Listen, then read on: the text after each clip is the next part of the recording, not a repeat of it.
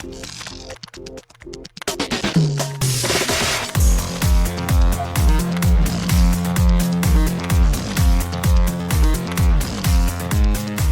and welcome to Too Fast, Too Forever. There's all kinds of family. We chose this one. This is episode 227, The Fate of the Furious Lap 10. I'm Joey Lewandowski. I'm Joe too, and this episode's brought to you by the Garden Brothers Nuclear Circus, Humans Gone Wild. Garden Brothers has been entertaining families for over 100 years, and now the largest circus on Earth. Shout out to the Garden Brothers Nuclear Circus. Well, shout out to the Garden Brothers, and welcome to Too Fast, Too Forever. After the break, so we've done 227 episodes of the show.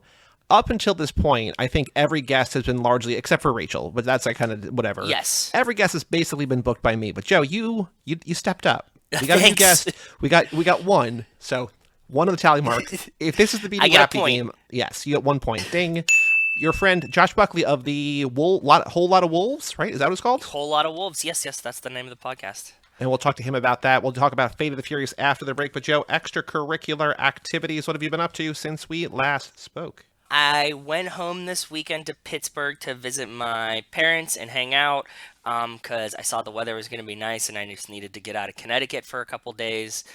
Rachel and I drove back Friday and got to see them, got to hang out, got to eat a whole bunch of my favorite foods that are there. Not even anything like super exciting, but just like one of my favorite Italian restaurants in Pittsburgh, one of my favorite places to get a cheesesteak in Pittsburgh, and then I went to like the Yinzer sports stores. There's like a strip there's a place in Pittsburgh called the Strip District, and Okay. they have like a bunch of stores that like specifically just sell Pittsburgh sporting goods type shit. Like Yep, not like okay. sporting goods like equipment, but like just like Steelers, Penguins, Pirates, Sure. Yeah. everything, right? New like, or used or both? new. It's new stuff, but Yeah, actually, okay, so not like consignment shops or whatever. It's like all like yeah, it's brand new. But a lot of the times they get like the overflow or like last season's stuff from like the stadium. It feels like. okay. You know what I mean? So it's not Yeah. like the newest on the field stuff, but you'll get like last year's or whatever at like a decent price. And they also print like all these goofy t-shirts. Like they always have like whenever anything happens in Pittsburgh sports, they'll like print a t-shirt. So like when I went back this time, they had like a Sid 500 goals one, right? Because Sure, like that yep, just mhm. happened. Mhm. And they'll just be like $5 t-shirts that you get in the Strip District. And they're always like kind of janky and like not very well designed, but it's kind of the charm of them for me. Sure. Yep. Mm-hmm. So went there, did that, hung out with my mom and dad, ate some food, had a really chill weekend, recorded with you. I helped them at the store. There's like the store's slammed, so Is the store never not slammed or no? I mean, I know you usually go back on holiday weekends. It's always crazy, but like it sounds like they're busy all the time. they're very busy all the time, especially since the pandemic, with people not flying so much. Oh yeah, sure. Like this weekend being President's Day weekend was very, very, very busy. Yes, and I usually target like right, like because like Monday is like not really it wasn't off for work for me, but at the same time it's like a holiday that a lot of people get off and drive. Yeah, so for example, just to give you like a thing, we rented out 30 cars in 2 hours on Sunday. Yeah, that seems like a lot. Just math wise, like what's the turnaround? You know Every what I 4 mean? minutes. Yep. Mm-hmm. That's insane, right? Like that's bananas. So yeah, imagine what it's like to just like even just like, hey, can I have your license? That takes 25 seconds, right? And you rent it out there. So yeah, they're always busy. It's good for them. So and I like to help them when they're busy. So Cool. it was fun. You guys watch any Oscar movies, or did you take that time off because you were out of town? No, we took that time off because we were out of town. We were at night. We were watching. We were catching up on Love Is Blind. I think we watched another Murderville. We're actually in like a nice spring of shows right now, so it's like Do you see what I mean with Murderville? Like you might not want to watch more than one at a time. 100%, I'm with you. And that's not like a bad thing. It's not like a criticism of the show. It's just like it's so similar by design that it's just like, yeah, I get it. Like each episode is good. I do think each episode's good, but like more than one at a time is too much. I absolutely agree. We watch one at a time for sure. It's nice to cut into things. Like, like we'll be watching, like we actually almost finished Kim's Convenience. We're on season 5 already. Yep. Right, because it's like 20-minute episodes, and it's another one of these shows that you could just like watch like that you can watch like, chunks of 4 episodes a night or whatever. It doesn't really matter. But yes, I'm with you on Murderville. We cut it in, like when we're like, oh, okay, we watched 2 of this, we'll cut one of those in. We caught up on the After Party. Okay. Did you watch the most recent episode? Was the most recent one the animated one? Or no? Yes. Yeah, okay. The animation was a lot of fun. I really enjoyed that last night. Oh, and the other thing is I and Mike have just been talking about the transporter. Yeah, yes. Right? Forever. And there's 3 of them. When I finish it, and I said to you guys yesterday, like, we had watched Transporter 3, and I was like, you know what, like, the watching the Transporter makes me want to revisit John Wick. So, like, last night we rewatched the first John Wick, because Rachel had never seen it, and she really enjoyed it. Yeah, so, it's great.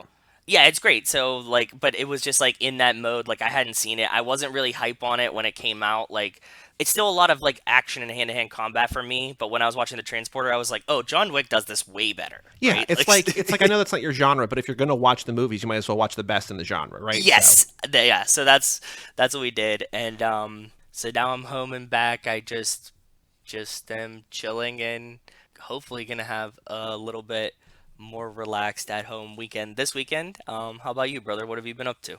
Let's see. I saw on because we recorded last Wednesday. We're back on the Wednesday recording schedule. So Wes, there you go. We're back on Wednesdays. So feel the comfort of being able to record and email on Wednesday mornings. Yes. On Thursday night, I saw Uncharted, the new Tom Holland, Mark Wahlberg movie. Death of the Nile, which I saw last week, and Uncharted, and I also watched Channing's movie Dog on Sunday. They're all good. I like them all, but they're all going to fall on my year-end list in that middle chunk of like, yeah, it's a movie that I liked and I can't tell you a single thing about. It's just like, okay, yeah, it's pleasant. I enjoy it. I will watch a million treasure hunting movies. People don't like it for whatever reason. They're like, this isn't like the games. Yeah, it's not like the games, but who cares? Like, it's just 2 actors who are like doing stunts and like, finding treasure. It's just like, yeah, what do you want from this? I'm really hyped. This is a perfect at-home Rachel and I type movie. Yeah, 100%. Like, kind of funny. I haven't seen it, but it seems like it's like, action-y, adventure-y, and like you could watch this at home on a random weeknight and be like, oh, that was enjoyable. Not remember it, not say it's great, but yep. It's like I've seen the Tomb Raider movies and I've seen the National Treasure movies and like, I've seen the Mummy movies and like, let's just watch Uncharted. It's like, yeah, okay, cool. Like it's the same, it's all the same thing. Yep. Then on Friday, so I think I talked on here before that I not inherited because they're still alive, but I got from my parents the pool table that they had. So when my dad graduated high school in the 60s in 69, I guess. Oh. His aunt was like, hey, do you want a color TV or a pool table? He's like, I'll take a pool table, which is the right answer for me because a color TV would not survive till 2022, right? Nope. Got a pool table from like the 1910s that was restored in the 60s. It's this beautiful table. So it was in my parents' basement. It's really nice. Thank you. It was in my parents' basement my entire life, always covered in boxes, never got to use it. So then when I was moving out, they were like, what do you want? We got a lot of furniture, blah, blah, blah. And I was like, what I really want is the pool table. And they said no. And I eventually wore them down. I got the pool table here, had a company that was based in Philly, move the table, get it all leveled, beautiful. Because it's 110 years old or whatever, and the wood is sort of like, it's just been in damp, dusty, musty basements for years, decades, it just sort of started to wear. And so like the legs that they had, where they put the shims to level it, because in my parents' house, it was largely level, but my basement's not exactly level. So they put like wood underneath it, which is like common practice. But because the wood under the legs, like the bottom of the legs wood is old and wearing down, it like sort of like absorbed the would kind of. And so it got unleveled. It mushed into it. Yeah. So I call these guys back up and I'm like, hey, do you want to come back out here? And they're like, yeah. So I'm going to say how much it cost because I need you to know the alternative. To get them to level the table this time, to re-level it and to repair it and to make sure that like it's good basically forever was $650, which is kind of a lot of money, but sounds for an antique table, whatever. So I'm like, okay. Yeah. And my dad's like, make sure you're not getting ripped off. I'm like, I trust these guys, but I will get another quote. So I call like 4 other pool table companies. And most of them don't work on antique tables, which I totally understand. Okay. One of them says, call this place. They're based in New York. They're going to be expensive, but like they do the work. I'm like, okay, cool. So I call the guy and he's like, okay, send me pictures and I'll give you a quote. Okay. So send me pictures. Do you want to guess, knowing they're expensive and knowing I went with the thing that was $650, how much do you think the work to repair, which would be proper disassemble of the table? Oh, God. Which is what this company did. So what this company did is they disassembled the table repaired the legs, glued nicely wood to the bottom, and then re-leveled it and also fixed a crack on the leg. So how much do you think this company that's expensive based in New York, knowing that I paid $650... $5,000. You are too low. More than $6,500. You are too low. One more guess. $8,000. The deposit was $5,000. The quote was $14,500. And like, or you could buy a new table for $18,000. And I was just like, thank you. And I just never talked to them again. Yeah, that's bananas. $650 doesn't sound too bad now. Yeah. Exactly. So I called like 5 places. Only 2 would do the work. And I said to my parents, I'm like, I'm going to go with this one company because like they do the work. They're good dudes. And it's also a literal fraction of the cost of the other quote. So they came out at noon on Friday, and we were supposed to record Transporter 2 on Friday night. Yep. But these guys are so thorough and so careful and so methodical. They're also like listening to music, whatever. But like I was downstairs most of the day. It's not like they're slacking off.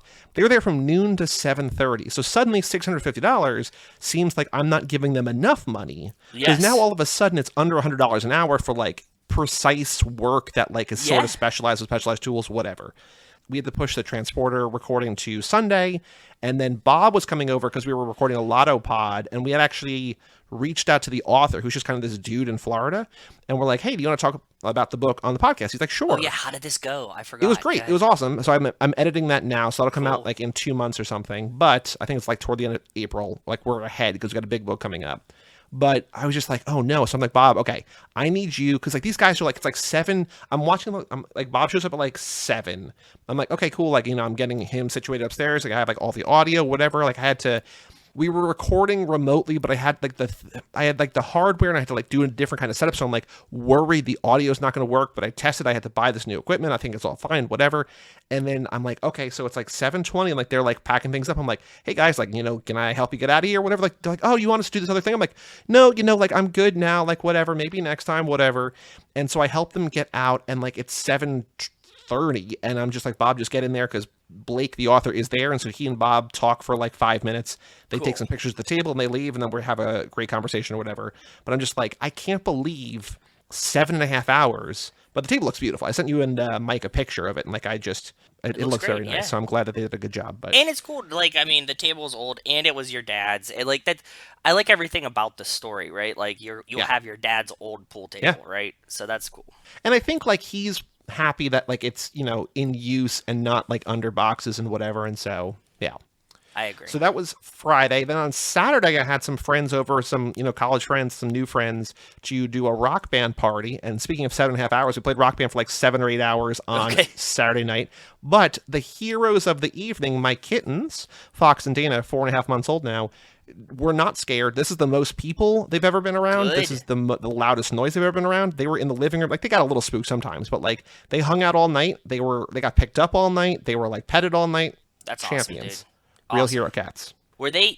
You said you like you adopted them, but like were they strays? Like were they outside? No, they were in a shelter, and I think I said, but like I don't know what it means. But they're like they came from a bad situation. I don't know what that means, but like they were in a shelter. They were in that like hippie commune shelter I was telling you about. Remember, which is like cats just everywhere. Which is like okay. You know, Milo and Pierre are brother cats that were found on the street in Brooklyn, so they are very, very chill around people, noises. One of them is more chill than the other, but yes. Pierre just hates people. Like he's not like scared of people. He just like hates them. But yes. So, well, he fits in well with you and Rachel then.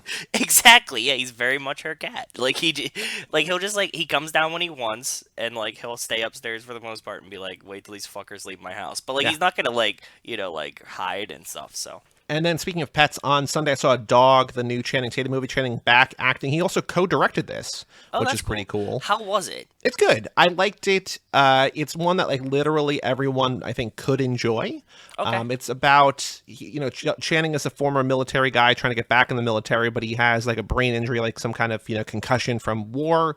And his friend was a guy who had a dog that he was handler of overseas that was trained to do like, you know, all sorts of stuff at war, and the guy dies, and the family requests that the dog be brought down for the funeral, but the dog also has PTSD. So Channing has to take this dog down. Like, it's like a road movie, and just him and a dog. And considering it's kind of like Gold, where it's like Zeph against no one for most of the movie. Yeah. It's dog. It's Channing. I mean, he's with people a lot of the movie, but like a lot of it, like maybe half of it, just him and the dog, and he's really, really good. So we didn't finish the Magic Mike's podcast, but you and I both have a fondness for Channing, and so it's good to see him back and good to see the movie. So I like that. That's cool. And Haley was just messaging me the other day, harassing me gently for more Magic Mikes. Oh, interesting. Okay. Yeah, so I was like, when Dog comes out on VOD, because Lord knows I'm not going to the theater to see it, possibly we could consider We'll see.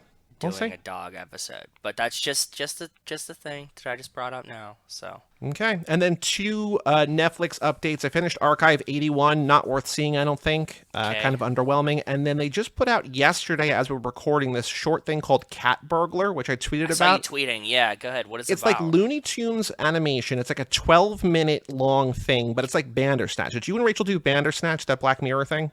Do you remember like the interactive? It was Choose Your Own Adventure, Yes. Black Mirror. I feel like we did do this, yeah. So it's kind of like that, but like it's a cat is trying to rob a piece of art from a museum, and there's a dog who's the guard dog.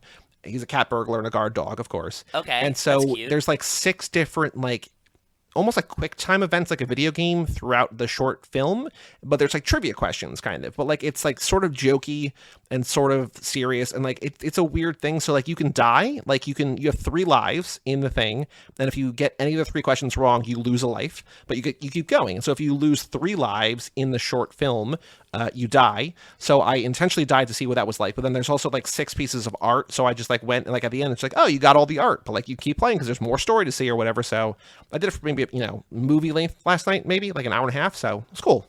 I don't know if you need to do the whole thing, but like spend half an hour with it. I think it's fun, and it looks amazing. That sounds like a very, very fun, interesting thing to do, and that might be your recommendation for tonight. I might do that tonight. That sounds fun. It's something that you could literally spend 12 minutes on. You're like, yeah, I'm good, or like probably half an hour is a sweet spot, or if you want to do them all, maybe like an hour and a half or whatever. Yep. Cool. And the other thing is that there's a video game coming out on, actually I want to look up what the Metacritic's at right now. There's a video game coming out on Friday called Elden Ring, which is from this company From Software that did like Dark Souls and Demon Souls, and I have video game friends who are like incredibly, incredibly excited for it. 45 reviews in so far. The review, like the embargo lifted today, and an average rating on Metacritic of 97. This is going to be like one of the greatest games of all time. So yeah, so I'm looking forward to Elden Ring. I've never played the other ones in the series, but the whole thing is like very, very, very brutally hard. Like, just you keep dying until you learn how to beat the boss. So that's like the shtick. So yeah. Oh, cool. And one thing, now that you brought that up, I totally forgot. I went home and I was asking my mom last time that I was talking to her a couple months ago. I was like, hey, do you have any of my Pokemon cards? Did you save any? Mm-hmm. And she's like, yeah, they're all in a box downstairs. Like, I know I didn't throw them away. So I was like, cool. So like before I left on Monday, I went downstairs and was like, I'm going to look for these. Like I looked through a bunch of boxes. I can't find them.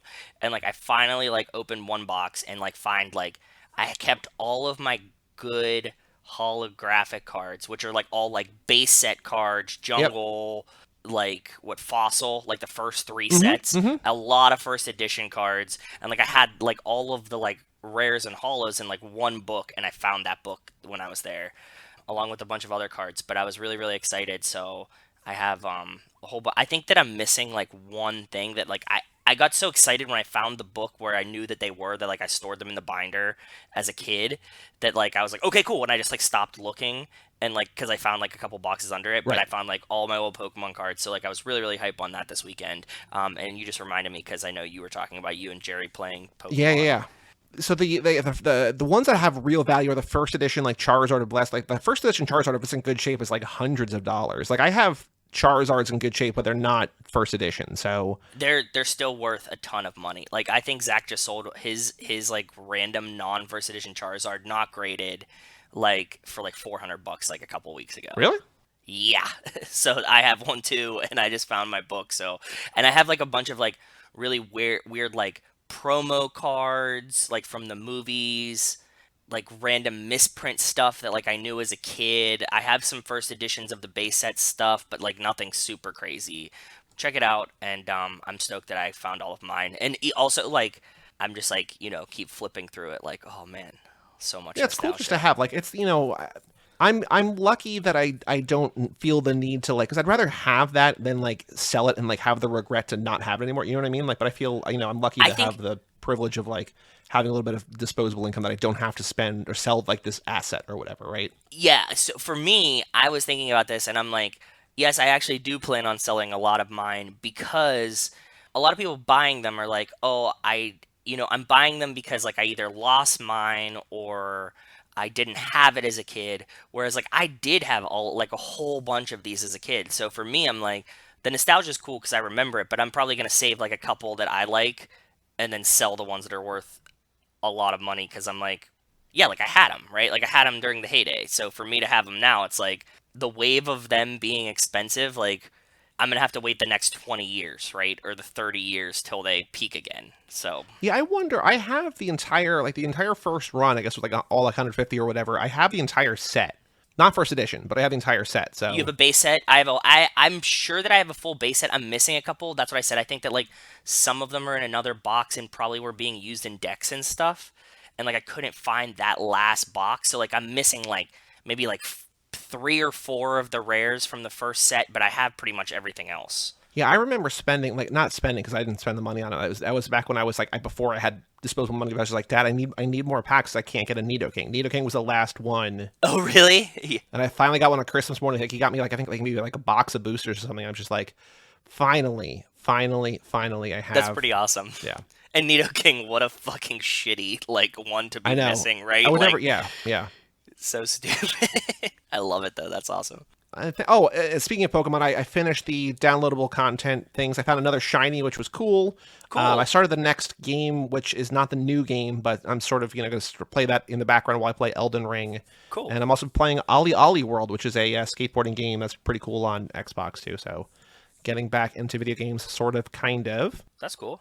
We have a Patreon page here on the show, toofast2forever.com, where you can get bonus episodes like Transporter 2, which is out now as you listen to this. True. Swag and merchandise, all sorts of stuff. So shout out to Cassie Wilson, Jake Freer, Ben Milliman, Nick Burris, Alex Ellen, and Justin Kleiman, Brian Rodriguez of High School Slumber Party. Ooh. Haley Gerbies, West Hampton, Christian Larson, Jerry Robinson, Dan the Duke, Hayden Renato, DiZonato, Michael McGann, Lane Middleton, Lindsay Lewandowski, Nate Milton of the Kings of Sport, and Jessica Collins, a.k.a. Montez.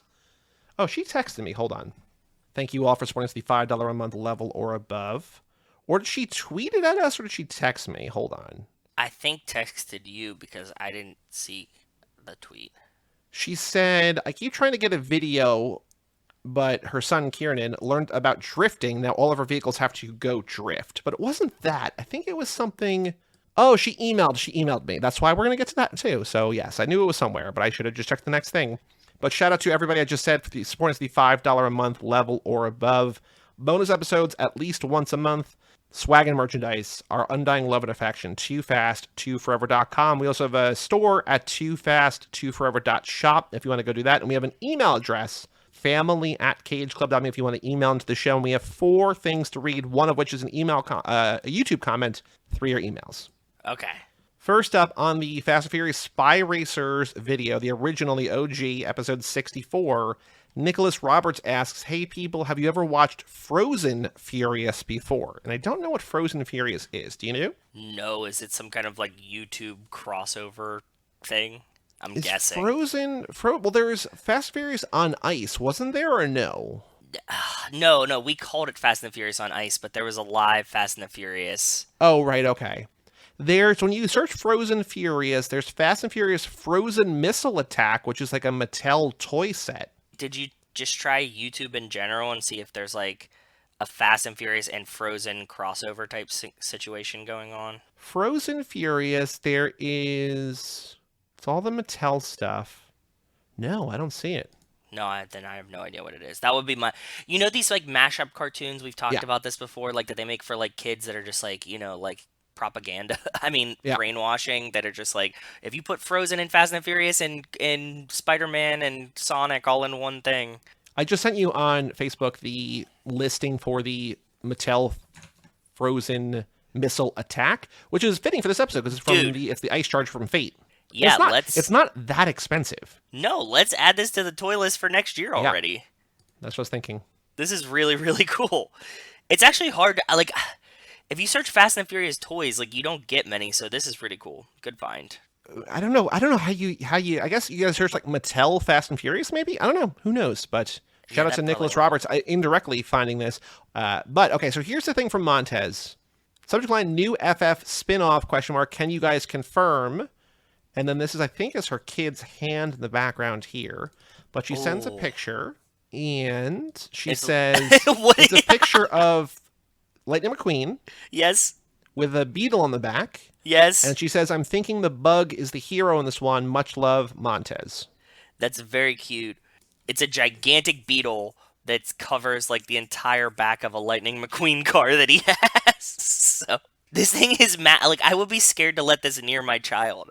I wonder if it's dead. It's so big. I'm saying to her, we covered this on episode 226. You're just about caught up, right? We have follow-up questions. So up to Montez. Thank you, Montez, for sending the picture. It's cute. It's very cute.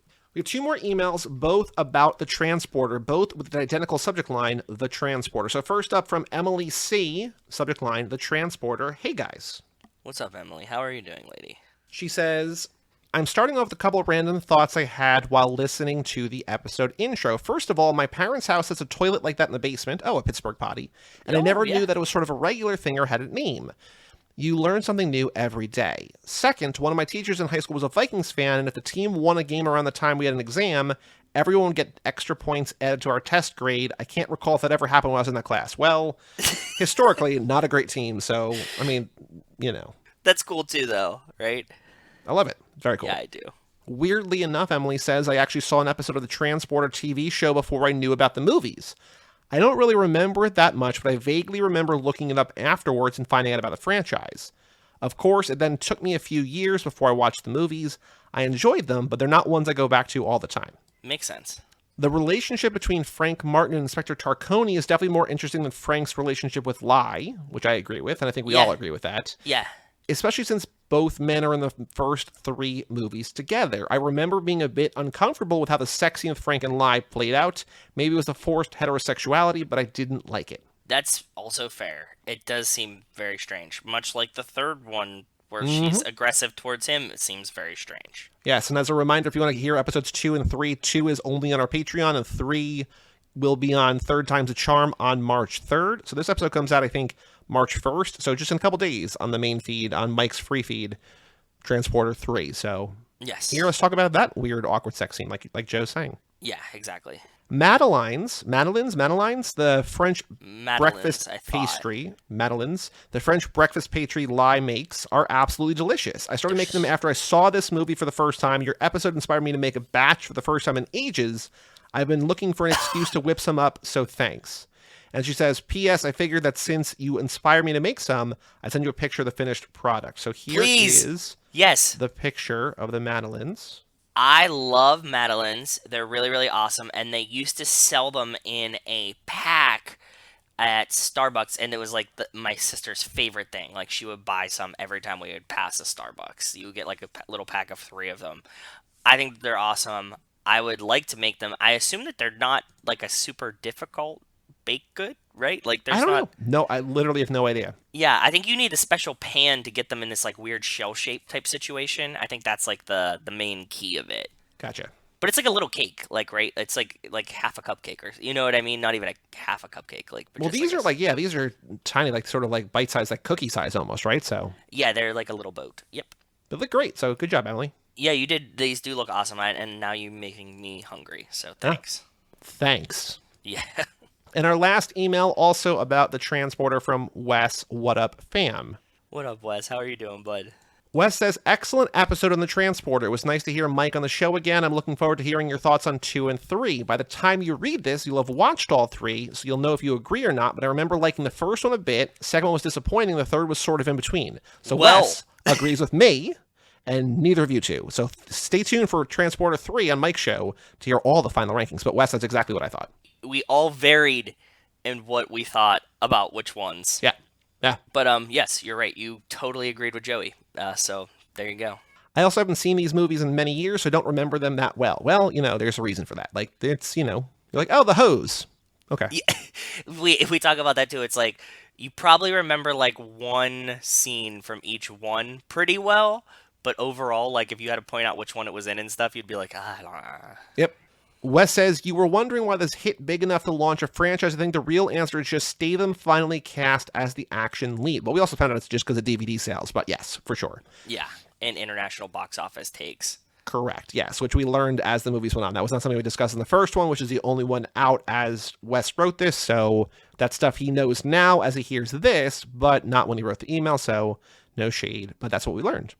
At this point, he'd done English crime comedies like Lock, Stock, which, hint, hint, stay tuned to the end of the episode, Snatch and Mean Machine, which is how I knew him, and he had supporting roles in Ghosts of Mars, Turn It Up, and The One, but no one had really seen him as the action lead. Obviously, we have a ton of movies that show him off in that role better than Transporter, but this was the first movie that really saw his potential as the brooding, calculating badass. He had a couple of moderate successes after this, like The Italian Job, but in a few years, he's going to start getting away from more leading man, badass action guy roles. Most of the movies around that time are forgettable, but he's the lead and he's killing everyone. Without this movie being The Transporter, I don't think his career launches as quickly as it did, but I do think it's better in my memory than watching it through the lens of newer action films. We showed the oil fight scene someone recently. I remember thinking it's cool, but not as cool as I remember it being at the time. That is probably an excellent assessment.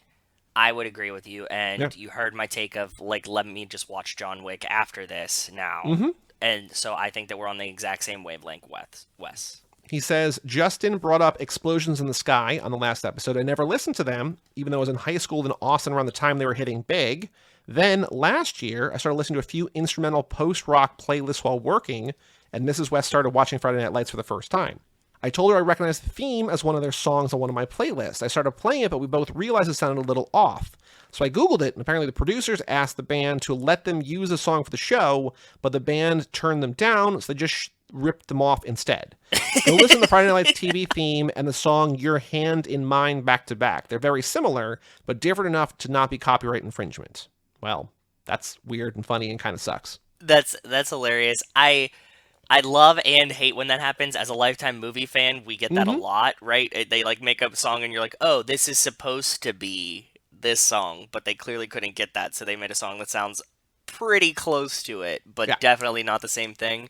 It just sucks that like the artists get kind of gypped out of it, but in that story, it seems like they asked them to use it and they said no. So yeah, sorry.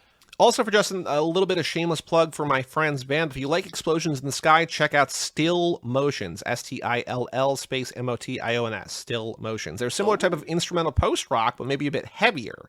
Close friend of mine plays guitar, and I really like them aside from having that personal connection. My friend through the band gave me a much better appreciation of the genre. That's it for now. Until next time, stay furious, Wes. That's cool. That's very cool. Very cool. Hope Justin takes that recommendation. Justin is a great music recommender, too. He's good. And that's all the emails for today. If you want to email in family@cageclub.me, we'll read it on the next episode, which if you just listen to what I just said, you know what next week's going to be, but we'll talk about it at the end of the episode. All right. Joe, on the streets, news about the Fast and Furious. Actually, one more thing that's sort of mailbag adjacent, but we said last week in the minutes about snap a speed on, and you and I were both like, it sounds like nonsense, but we don't know what it says. The thing that I saw online says snap a speed on. Sounds like that. Who knows? Alex on Saturday, Wes on like Sunday, right. And Lane yesterday were all like, yeah, I think it's snap a speedo, which Alex thought it was like the speedo, like the bathing suit. And we were like, yes, I think so. Right? I think it's just speedometer. No. I think that he's using a Florida colloquialism. I think that they're all right, and it's snap a speedo, like stretch a thong out, break an underwear. I don't think so. I think what it is that the quote is that Yanko will snap a speedo in about 5 seconds flat. Yeah, like if you attached one end to a speedo, it would be like snap it. I think what he's saying, this is what Lane thinks and what Wes thinks, is that I think what Alex eventually got to is that it goes so fast in 5 seconds that the speedometer needle is irrelevant. Like it just passed the end anyway. Oh, like it pins it in 5 seconds? Like it's just max in 5 type situation? Yeah. Huh. snap a speedo in about 5 seconds flat. So either it's a weird bathing suit thing, which Alex thought it was, and you think it might be, even though he couldn't find any kind of explanation for that online, or it's a speedometer. Either way, it's a dumb phrase. Yes, either way, it's a dumb phrase. I think that because they're in Florida, I would use the context clues to explain that it's probably speedo. But that's my personal opinion. I could see it going either way. I don't know. To snap a speedo, like a speedometer. I don't know if I've ever heard anybody use speedo to. I don't know. But yes, thank you for the 3 of you who sent that in, and probably other people who thought it were like, oh, these fucking idiots. Snap a speed on, whatever. But, yeah, I don't know cars. It's Buster Gearhead stuff. It's nonsense. Don't blame us.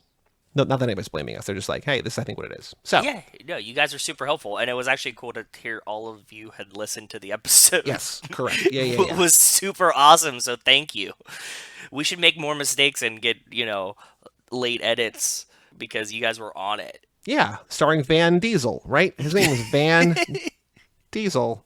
Joe, on the streets, news about the Fast and Furious. There was news that hit this morning that we can talk about, but other than that, is there anything you've seen in the last week? This morning's news is not really news. It's just like it's a quote, but go ahead. I have an adjacent news thing, which is, always relevant to my interest. Did you hear that the XFL and the NFL are partnering? No. Yeah, so they're actually going to have an because The Rock partially owns the XFL is why you're bringing it up, right? Yes, exactly. Mostly owns. I mean, he's at least the face of it. I don't know financially if he owns Jeter is the face of the Marlins, and Jeter is I don't think he probably owns a couple percent. Who knows? Exactly. I would, but no, I think that he the Rock was the XFL buyer.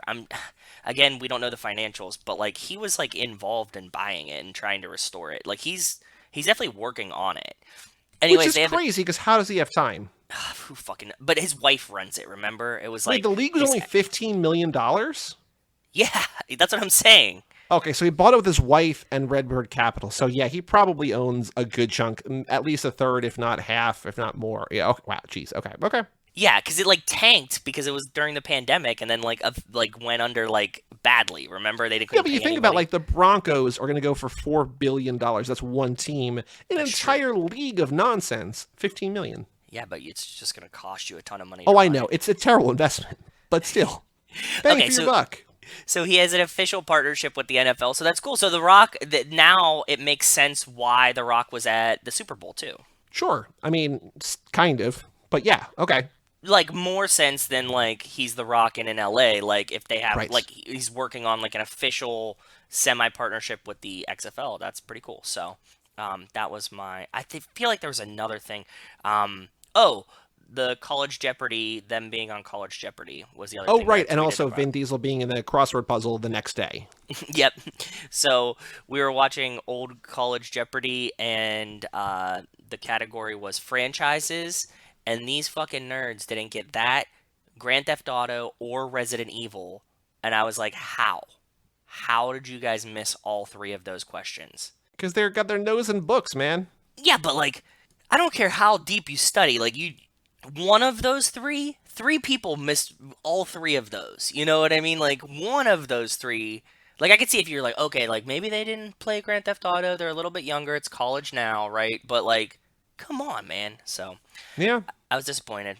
But Hobbs and Shaw was a clue on College Jeopardy. That was, I think, what I was missing. The thing that I was alluding to this morning, or from this morning, is that Brie Larson. I'm glad that it happened on the day we're recording as opposed to the day after, right? But yes. Brie Larson, it doesn't really mean anything, but she is following in the footsteps of Helen Mirren, said that she would love to be in the Fast and Furious movies. So, yeah.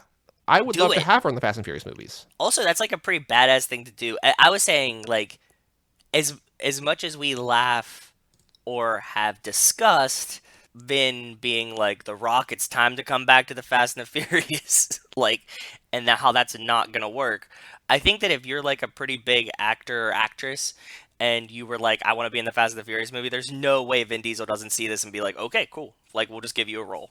Doesn't matter really what it is. Helen Mirren, right? She was in, 7. Is she an 8 first? 7 first? She's an 8 first. No, she's an 8 first. She's what we saw today. This first one. Yeah. Mm-hmm. Okay, cool. she's in like 8 first, and you're like, okay, like give Brie Larson a role like that, right? Like somebody's like weird sister, like you guys were talking about on Twitter. It doesn't really matter, but like you can give her a role that has like a couple lines, but she doesn't need to be there for the whole movie or be a star in it, right?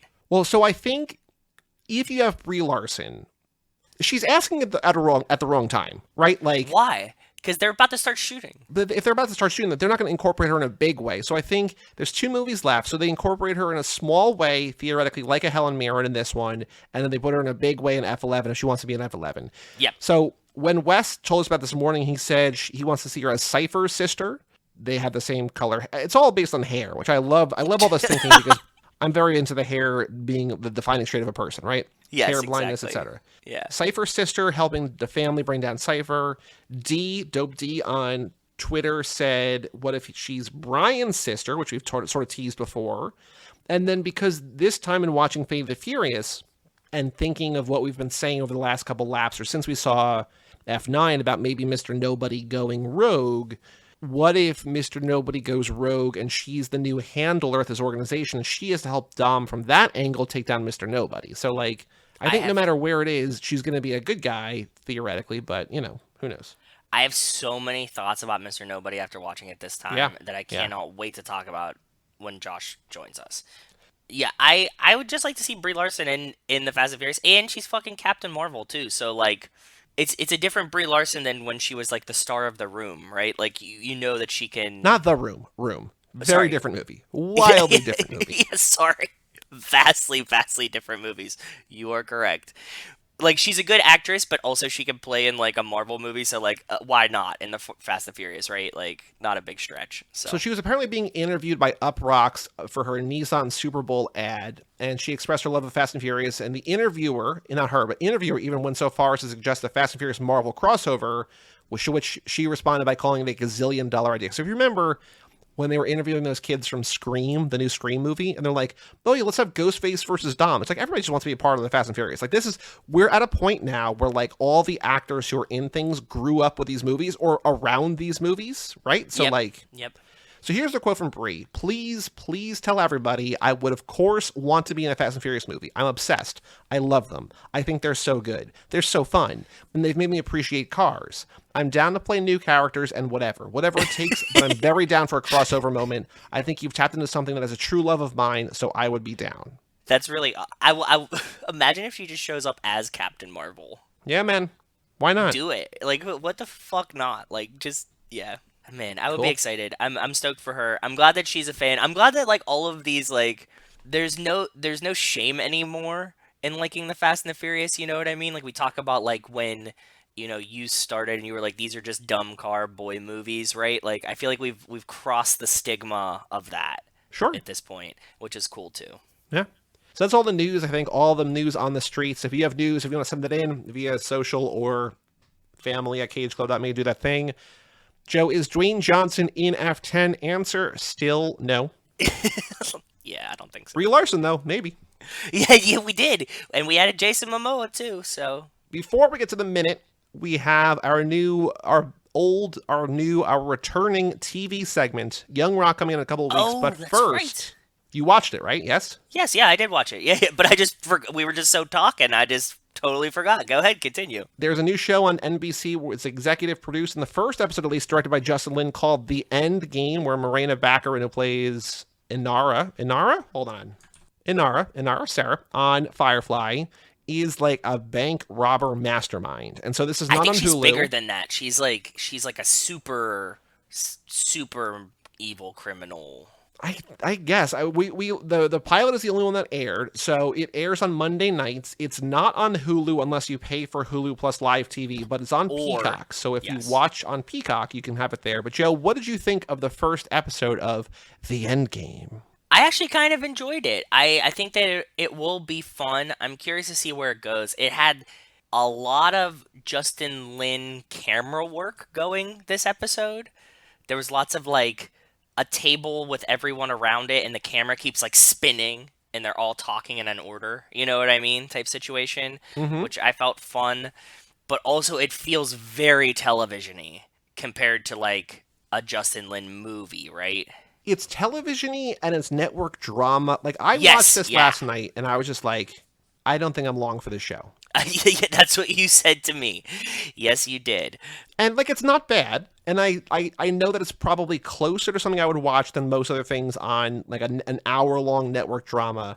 But I'm just like, I need a little bit more. Yeah, I'm curious to see where it goes. I don't think that this is ever going to be like pivotal television by any means, but it seems like something that like I think my grandma would like. Right, which is when you say that about a show, and I don't mean it as a knock to the show or to your grandma, I'm probably not going to watch that show. Yeah, like it's like enough actiony that it's like kind of actiony, but at the Yep. same time like not enough to like deter grandparents. There is stylized on-screen text denoting the locations, just like a Justin Lin thing, like a Fast and Furious Oh thing. yeah. There is one very big fast action. Did you hear it? When oh no, I was gonna say when she's doing angry driving and drifting through the streets. I thought that's where you were going. No, there's a Go thing ahead. where early in the episode, maybe 10 minutes into the episode, Okay. there's like the 3 or 4 people who are like interrogating her, and like the guy is intimidating her, just like, we're gonna make you talk and we've got nothing but time. And I was like, oh wow, Oh no, I okay. missed it. I missed it. Okay, that's good. I was taking notes, so okay. But I was thinking about how like she is TV's Gal Gadot. She is very much TV's Gal Gadot, and I was factoring that like, is this just kind of like the Madam M backstory?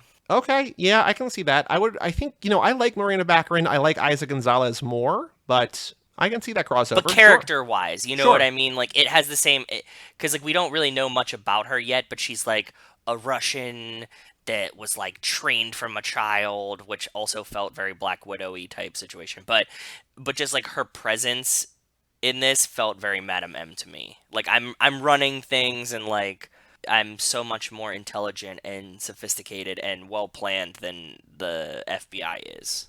I Googled Morena Baccarin to find out her age, and she's 42, Gal Gadot 36. But when I was getting rid of Morena Baccarin in Google to type in Gal Gadot, it offered as an autocomplete Gal Gadot and Morena Baccarin. I was like, is this a thing that people search? And I don't think it is. I think it's just like Google being like, hey, you looking for these 2 actresses? You want to see them together? It's like, yeah, kind of. But there's a BuzzFeed quiz called 11 Celebrities You Probably Didn't Realize Share an Itsy Bitsy Resemblance Until Now. Gal Oh, Gadot and Morena Baccarin is like, yeah, I get it, because they're both beautiful, olive dark. complexion, Yeah. dark hair women with an accent who are in movies and TV shows. It's like, yeah. Yeah, I think that they're playing a very similar role. Oh, 'Cause actually, so what? this BuzzFeed quiz, you can vote yes, no, or kind of. Only 19% say yes, 28% say kind of, 53% say no. Like, I don't think, like, I wouldn't confuse the two, but I do think that they share the same kind of role or whatever, right? I would go kind of. Yeah. I wouldn't say no or yes, like kind of. Like they look yeah, you're right. I wouldn't confuse the two, but they definitely are similar. I will watch at least one more episode, because I think we have 3 episodes of this show that we're recording before Young Rock is out. So we're going to do at least one more of the Endgame, if not 2 more.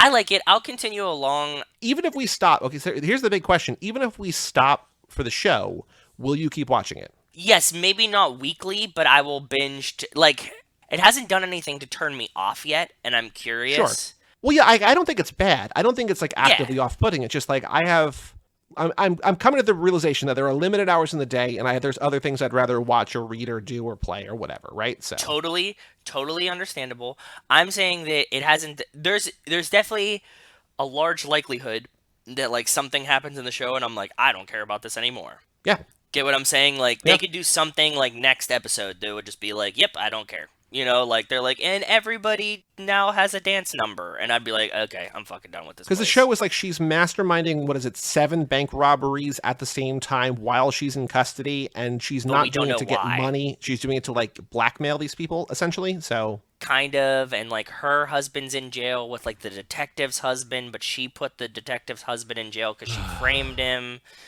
Yeah, there's like, silly, stupid yeah, drama. yeah. The most thing that I had to deal with when watching this is how television-y it was.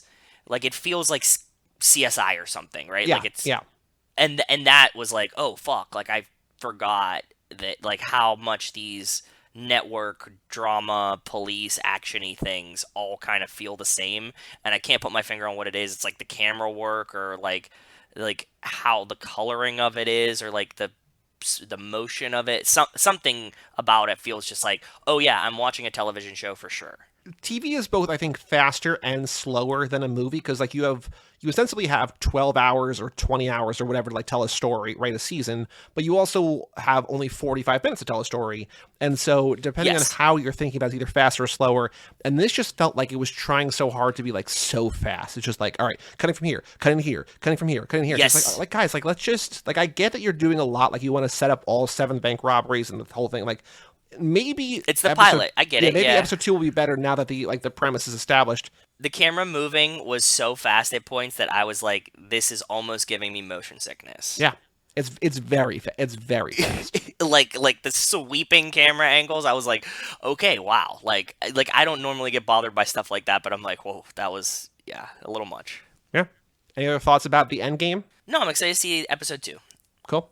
The final thing to do then before we take a break and bring in Josh is to talk about the Too Fast, Too Furious minute 50, a minute I called Big Engine Meet Bigger Engine. Go around down at the end of the road here.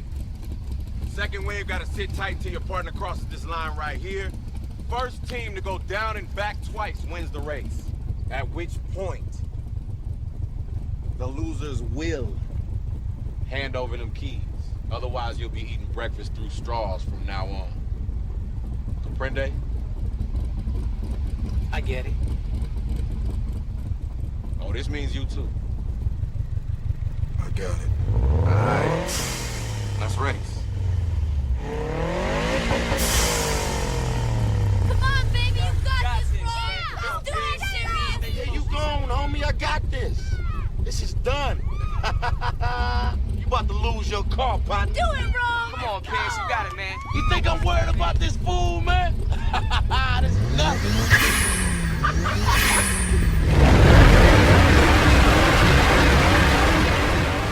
So in this minute, Tej finishes explaining the rules of the race to both racers and to the audience. Tej gets verbal confirmation from both racers, Roman and Fabio, that they understand the rules. Suki, Jimmy, and Fonzie and Fabio's women cheer them on from the sidelines. Roman talks a little smack as Brian looks on before Fabio revs his engine and makes Roman feel just a little bit intimidated as the minute ends. And I was saying to you, like, 10 minutes ago in terms of the breakdown of the minutes, and like an hour ago in real time, yes. I'm like, I was telling you, like, I think that this is going to be like a very long scene. Like there's just padding, and you're like, I think your word was stagnant. You were surprised at how stagnant this minute was. Yeah, because some minutes we cut between like 3 different places, and like so much is happening, but I always forget that like the races in these movies actually last a lot longer than they seem like in your brain, right? Because like they're supposed to be fast. They're really just like a quarter-mile race, which should be like a couple seconds, but we get like all the lead up, all the build up, and then when we do the race, we get like the same scenes of the race playing twice because you're seeing what each person is doing at the time of the race. That's why like every race takes like 6 minutes, not 30 seconds, right? So yes, this minute did feel very stagnant because we pretty much only get like Tej confirming the race, and that's it. But it takes a full minute, so it was weird based on the pacing we get in some other minutes. It's cool to see Tej back and forth, walking up and down sort of like a panther, like he's sort of prowling, like sort of, showing how important he is. I like Fabio holding up his thumb and forefinger to like either say to like Roman, like, hey, like, all right, little dick, like, let's go, or like just be a little bit afraid. Like he's got the confidence there.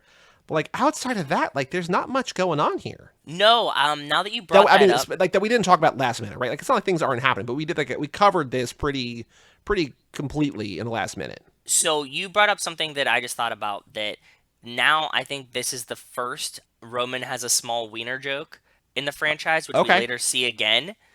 So that's like now a recurring theme that I never thought about. Like if he's like putting his middle finger in, like, you know what I mean? Like revving the engine. Because we get the like, that's why your girls have such big bling. Like, you know what I mean? Like later. Mm-hmm. So that's kind of interesting. Yeah, not even just like the small dick, like that's part of it, but just like questioning his masculinity, right? Like the whole no knees to knees thing. Yep. The whole like that's why your girls are so blinged out, like all that stuff, right? So yeah, for sure, absolutely. So Roman takes it on the shins a lot about his masculinity. Yes. And maybe that's why he's no shins Roman. Yeah, exactly. but for him trying to exude masculinity at everything, it kind of makes sense that everybody's always chopping him down a peg, and he's also trying to raise himself up, and then he's just kind of in the middle. Well, he does it to himself, right? Like if he wasn't, if he didn't act like that, they wouldn't do this. But because he acts like that, they do it even more, and then he has to like combat it more, and it's like a vicious cycle, right? So it is. It's really bad. The other thing was, I think we get confirmation in this minute of what we talked about last minute, that like Tej is an unbiased third party in this, like because he like tells Roman like, you too, like, you know what I mean, like, right. I'm just here to host the thing because I'm like the racing host guy. So like that's why it's like, you know, you arrived with us and I'm definitely your friend and stuff, but like I respect the rules of the race, and like the winner's the winner, and like I will call it fair, and I think that's why they trust him to do the race, like to host the race, right? Yeah, for sure. Any other things to talk about before we get to the trivia question? No, I wanted to see some stickers on Roman's car. Couldn't pick them out because it's not really focused on that. Saw that he had Sparko seats. Those were the two main things that I was thinking as I watched this minute this time. Cool. So the trivia question I have, because there's not a lot that happens, it's easy. It's not supremely easy, but like it's easier. What is the first matchup in the down and back race? And there's four possibilities. It's Brian or Roman, and Fonzie or Fabio. So the answer is Roman versus Fabio. It's Brian versus Fabio, Brian versus Fonzie, Roman versus Fabio, Roman versus Fonzie. So just have to remember, I think the Brian versus Roman is the easy part, right? But like Fonzie versus Fabio, that's a little bit trickier. It's a little bit trickier, but you can distinguish them because like Fonzie is the one who actually is the stunt driver, who's in another movie, and he has short hair. Fabio has long hair, which makes him Fabio, right? Yeah. So minute 50, what is the first matchup in the down and back race? The answer is Roman versus Fabio. So Joe, that means that sometime before the next episode, we should both take this quiz and report back our scores on the next episode. Should I take it once sober and once not sober? And which order should I do that in? If you're going to do it twice like that, do it drunk first. I think. Okay, so maybe Friday night, I'll get nice and hammered, and I'll take the quiz drunk and see how I do. All right. Joe, let's take a break, and let's bring in Josh to talk about the fate of the Furious.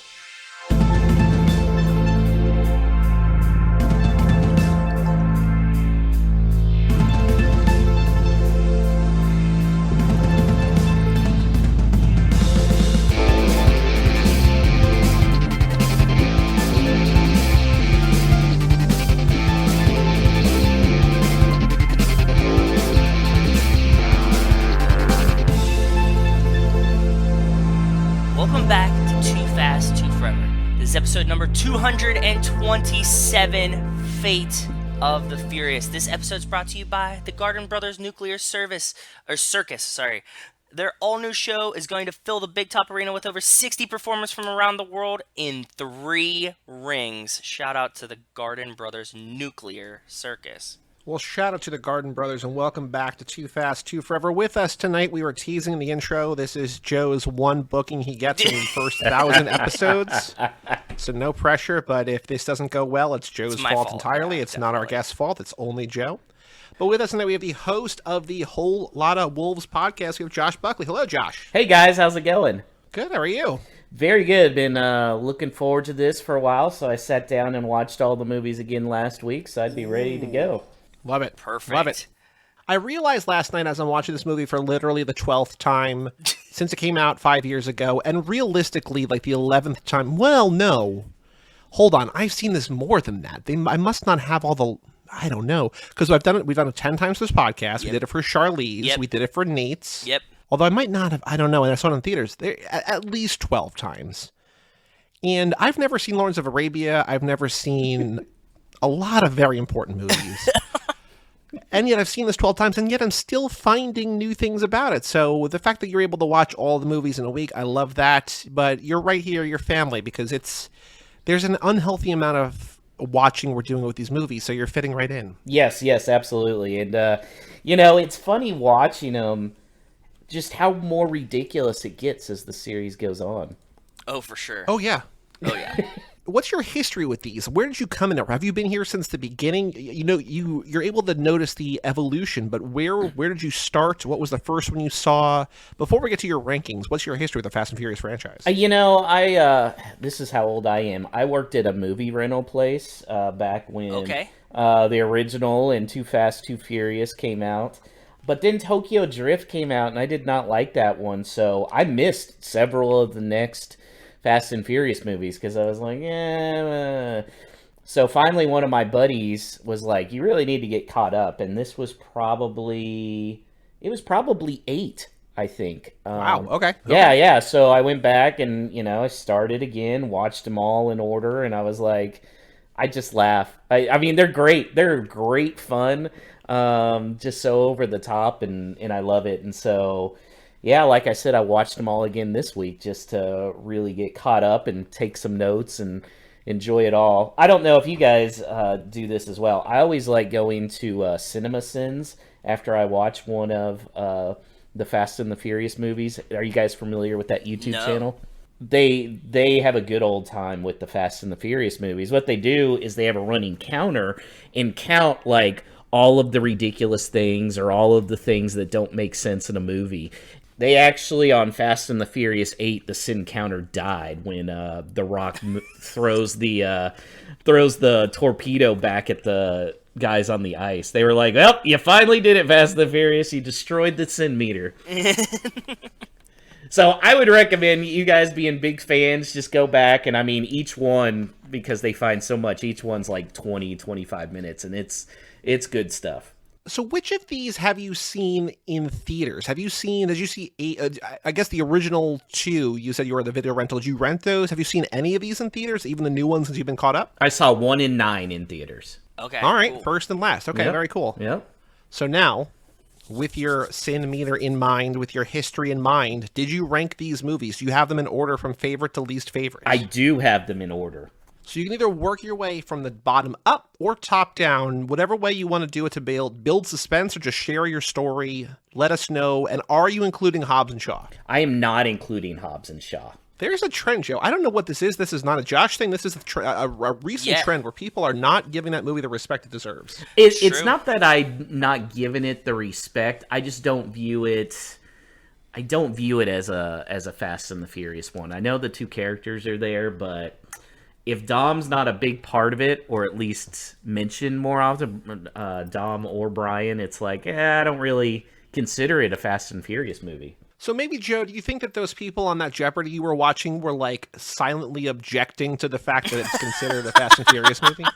Maybe. You're like, we know the answer. We're just not going to answer because we don't believe that it's part of the Fast and franchise. Yeah, this is a trick question. They were trying to hold out. Okay, so you've got your 1 through 9. Please rank them either. Are you going to start at the bottom or are you going to start at the top? I'm going to start at the bottom. I like to add a little suspense. Okay, so the one I liked the worst was Tokyo Drift. Was not a big fan of that. Fast 4, I would put after that. Okay. That's 4 in a row with that in the 8 hole. So really? Huh. Too Fast, Too Furious, which I feel like is kind of underrated when you watch it. If for nothing else, then Cole Hauser, who does a fantastic job as a drug lord before he heads to Yellowstone Ranch, and he's the biggest badass. I haven't watched Yellowstone yet. I've been meaning to. It's like on my to-do list. But I mean, it's Sopranos as cowboys is what it is. Oh, okay, cool. Okay. Yeah, and he's a badass on that. I have to put F9 in the 6th spot. Okay. I had some issues there. The first Fast and the Furious, I'm going to put there. F6, I'm going to put in the 4 spot. And then for 2 and 3, boy, it was tough. And I actually talked to my buddy who's a huge fan who got me to watch them all again. And he made a good argument for Fast 7 being the number 2 hole. So that's what I did. Yeah, put Fate in the 3 spot. And then, as I think a lot of... At number 1, yeah. Yeah, Fast 5 at the number 1 spot. You are definitely in the minority in terms of having Fate that high. Joe, he is the... I need to go back even further. Is this a scoregami? It feels like a scoregami. I have no way to track that. I know love you a don't, but it scoregami. feels like it, right? It's definitely, there's a couple. The Fate is definitely throwing things for a monkey wrench because it hasn't been since Heather Antos a couple laps ago that somebody has had Fate as high as 3, and she had it at 3. So, yeah, I mean, I think for the most part, you're kind of in line with things. Maybe the original one a little bit lower than other people. Maybe 6 a little bit lower, even though it's at 4. But Fate being at 3 throws a real monkey wrench into things, and so I appreciate the uniqueness of the list. I agree. And then Fast 5, I think that's pretty much consensus with you guys, is that's the best one, correct. right? Yep. Yeah. That's how it goes. Which, like, I understand if there's others, like, you know, I keep teasing it because I'm very excited for it, but Joe had made the deal with himself, really, that he was going to give, like, real rankings every 5 laps. So at the end of this lap, he has to give real rankings, and, like, I'm pretty sure he thinks that 5 is the best one, but I think he probably likes the original one more, maybe. Yeah. We're going to find out. But, like, I don't fault people who don't have Fast 5 at number 1, but I do think it's, like, objectively, without our, you know, Stockholm Syndrome weighing in, I think it's clearly the best made of the bunch. Joe, don't you have Tokyo Drift high up there? I love Tokyo Drift. I'm a huge That's fan of Tokyo Drift. Yeah, it goes way, way, way up there for me. I like how wacky and zany it was. It sent me to Japan, literally. So, I'm all like, it has a special place in my heart. So on my rankings, yeah, I'm assuming Tokyo Drift will definitely be in the top 5. That's for sure. I think I have it at like 4-ish. We'll see. You know. Yeah. Tune up Relab Recap. Come back in a month or so. We'll do it on that episode. Exactly. But Josh, now that we know sort of, you know, what you like about these, I think what I want to do, we're evolving, we're shaping, we're changing the way things go. But I think before we talk about this movie, I want to do the Fast and Furious character quiz. And I want to get a sense of which character you are so that while we're talking to you about these movies, I kind of know what you look like from social media, but like, I want to just picture this character. So are you ready to find out which Fast and Furious character you are? I am super excited about this. Okay, so it's a BuzzFeed style, J14 style quiz. There are 7 questions with 6 answers per question. There's no wrong answers. You can either describe your answers, like explain why you're doing it, or just keep things mystery. So are you ready to find out? Yeah, let's go. Question number 1, how fast are you? NASCAR, roller coaster, Lamborghini Murcielago, Toyota Prius, Vespa, or Razor scooter? I think I'm going to say roller coaster. Pretty fast, okay. How furious are you? The Hulk, Kylo Ren, Christian Bale in that one movie set that one time, Mel Gibson, Charlie Brown, or Jack McBrayer? Well, I don't want to be Mel Gibson because that means you're racist. It's that level of anger. Yeah, yeah. Not the undertones of it. Yeah. So I have to say the Hulk, and the reason I say that is me and some of my college buddies, we were trying to figure out which Avenger we would be, and they told me that I'd be the Hulk because I'm a moody bastard. Okay. Who's, a nerd at heart. So yeah, so I guess it's the Hulk. Fair enough. Now, Josh, we're having a barbecue. How are you helping? Are you on the grill? Are you saying grace? Are you kicking back with a beer? Are you babysitting? Are you being the entertainment? Or are you sneaking a snack? I am kicking back with the beer. Absolutely. Okay.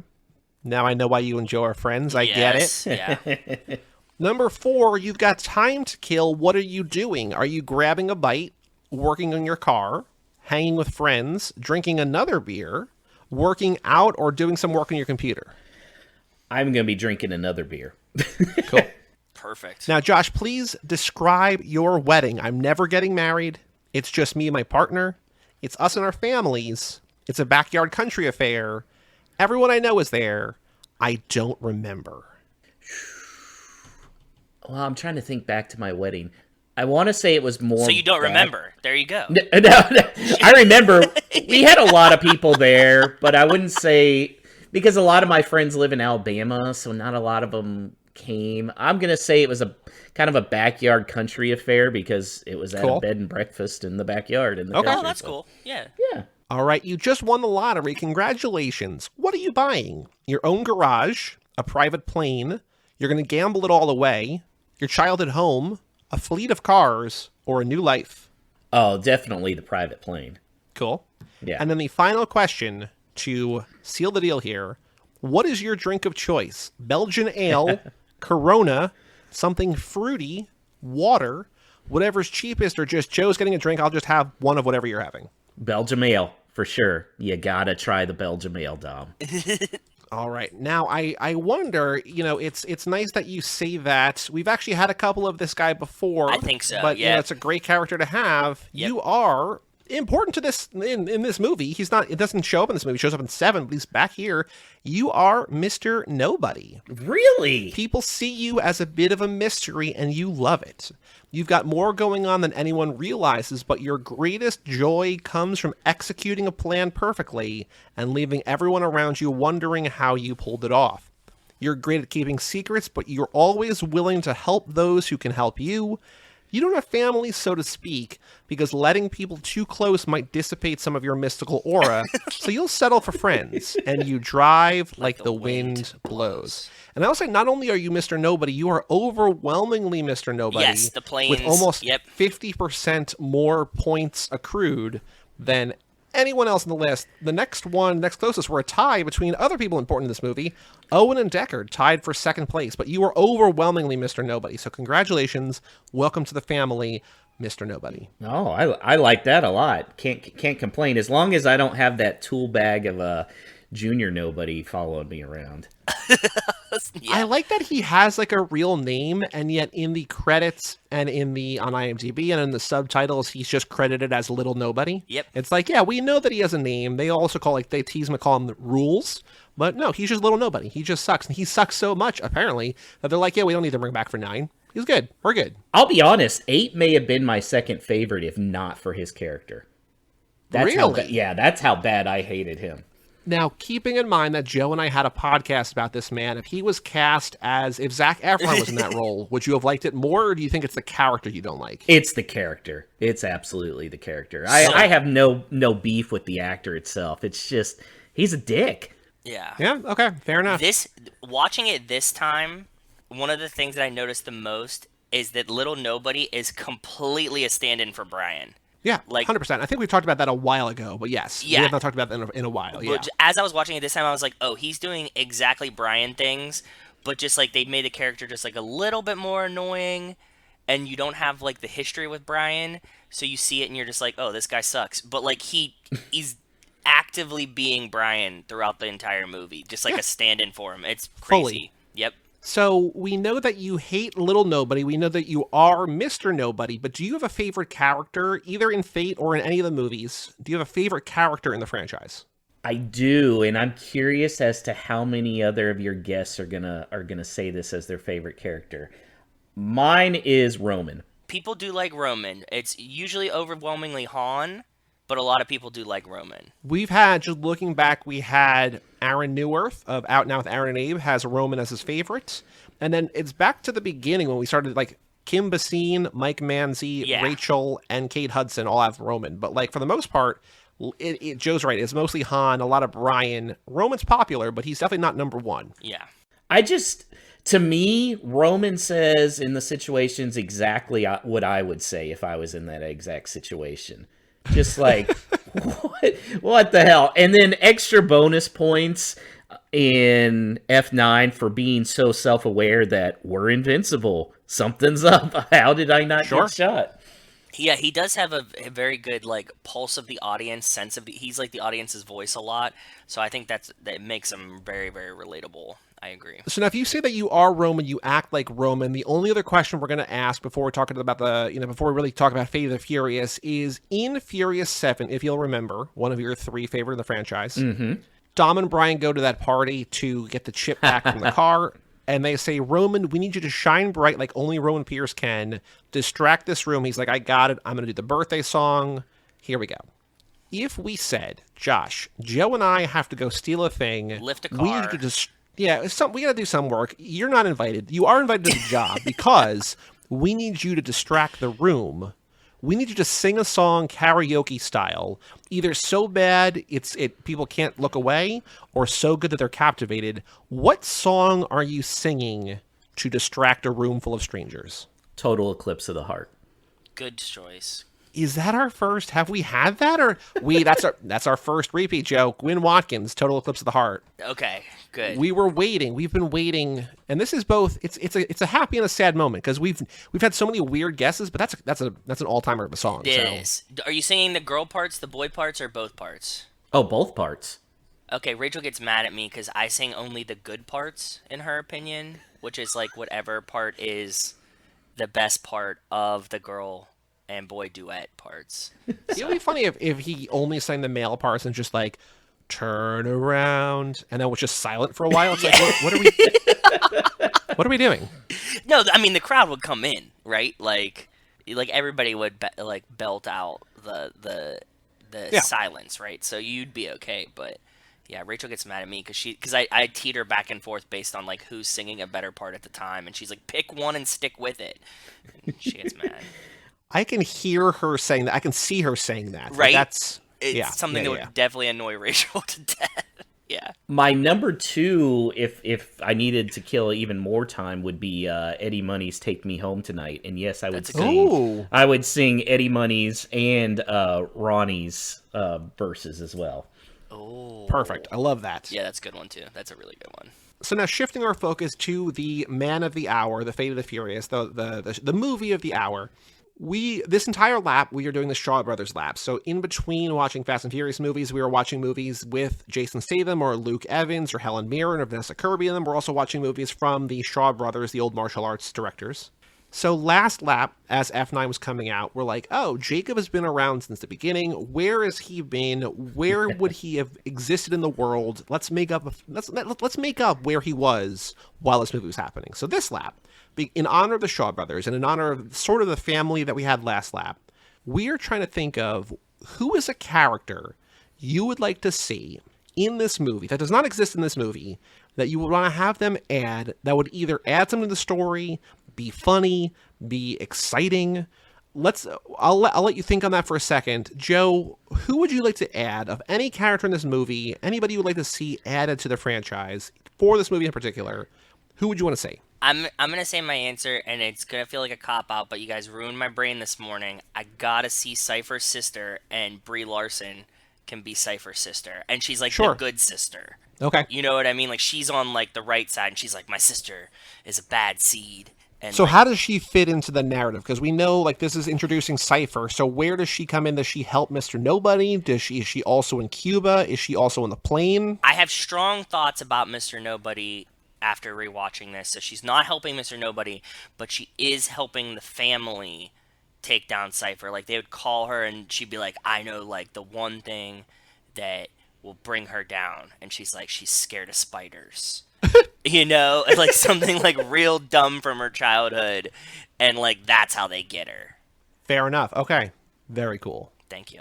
Josh, do you have anybody who would you like to see added to this movie to either change the narrative, add a little bit of backstory to the characters? You love Roman, maybe it's someone from Roman's past. Doesn't have to be, but who would you like to see added to the Fate of the Furious? I would like to see Samuel L. Jackson potentially as like Roman's dad. Ooh. Okay, cool. Yeah. Because I feel like the two of them would really go well bantering off one another. Mm-hmm. Yeah, I think that might work. I think that's a great answer. Yeah, I mean, Samuel, like, we always talk about, like, the list of people, like, who else can we add to the franchise? Because we pretty much have everyone. Samuel is a good choice to, like, might as well add him in. Yeah.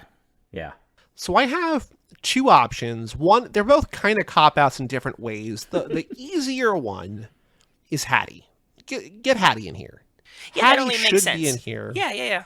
Because also, Queenie at one point says, "You've already taken everything I've ever valued, Mr. Toretto. So, like, you took Owen, you took Deckard, everything I've loved, you've taken away." And I'm just like, yeah, but you have a daughter who we're going to meet in a couple of years.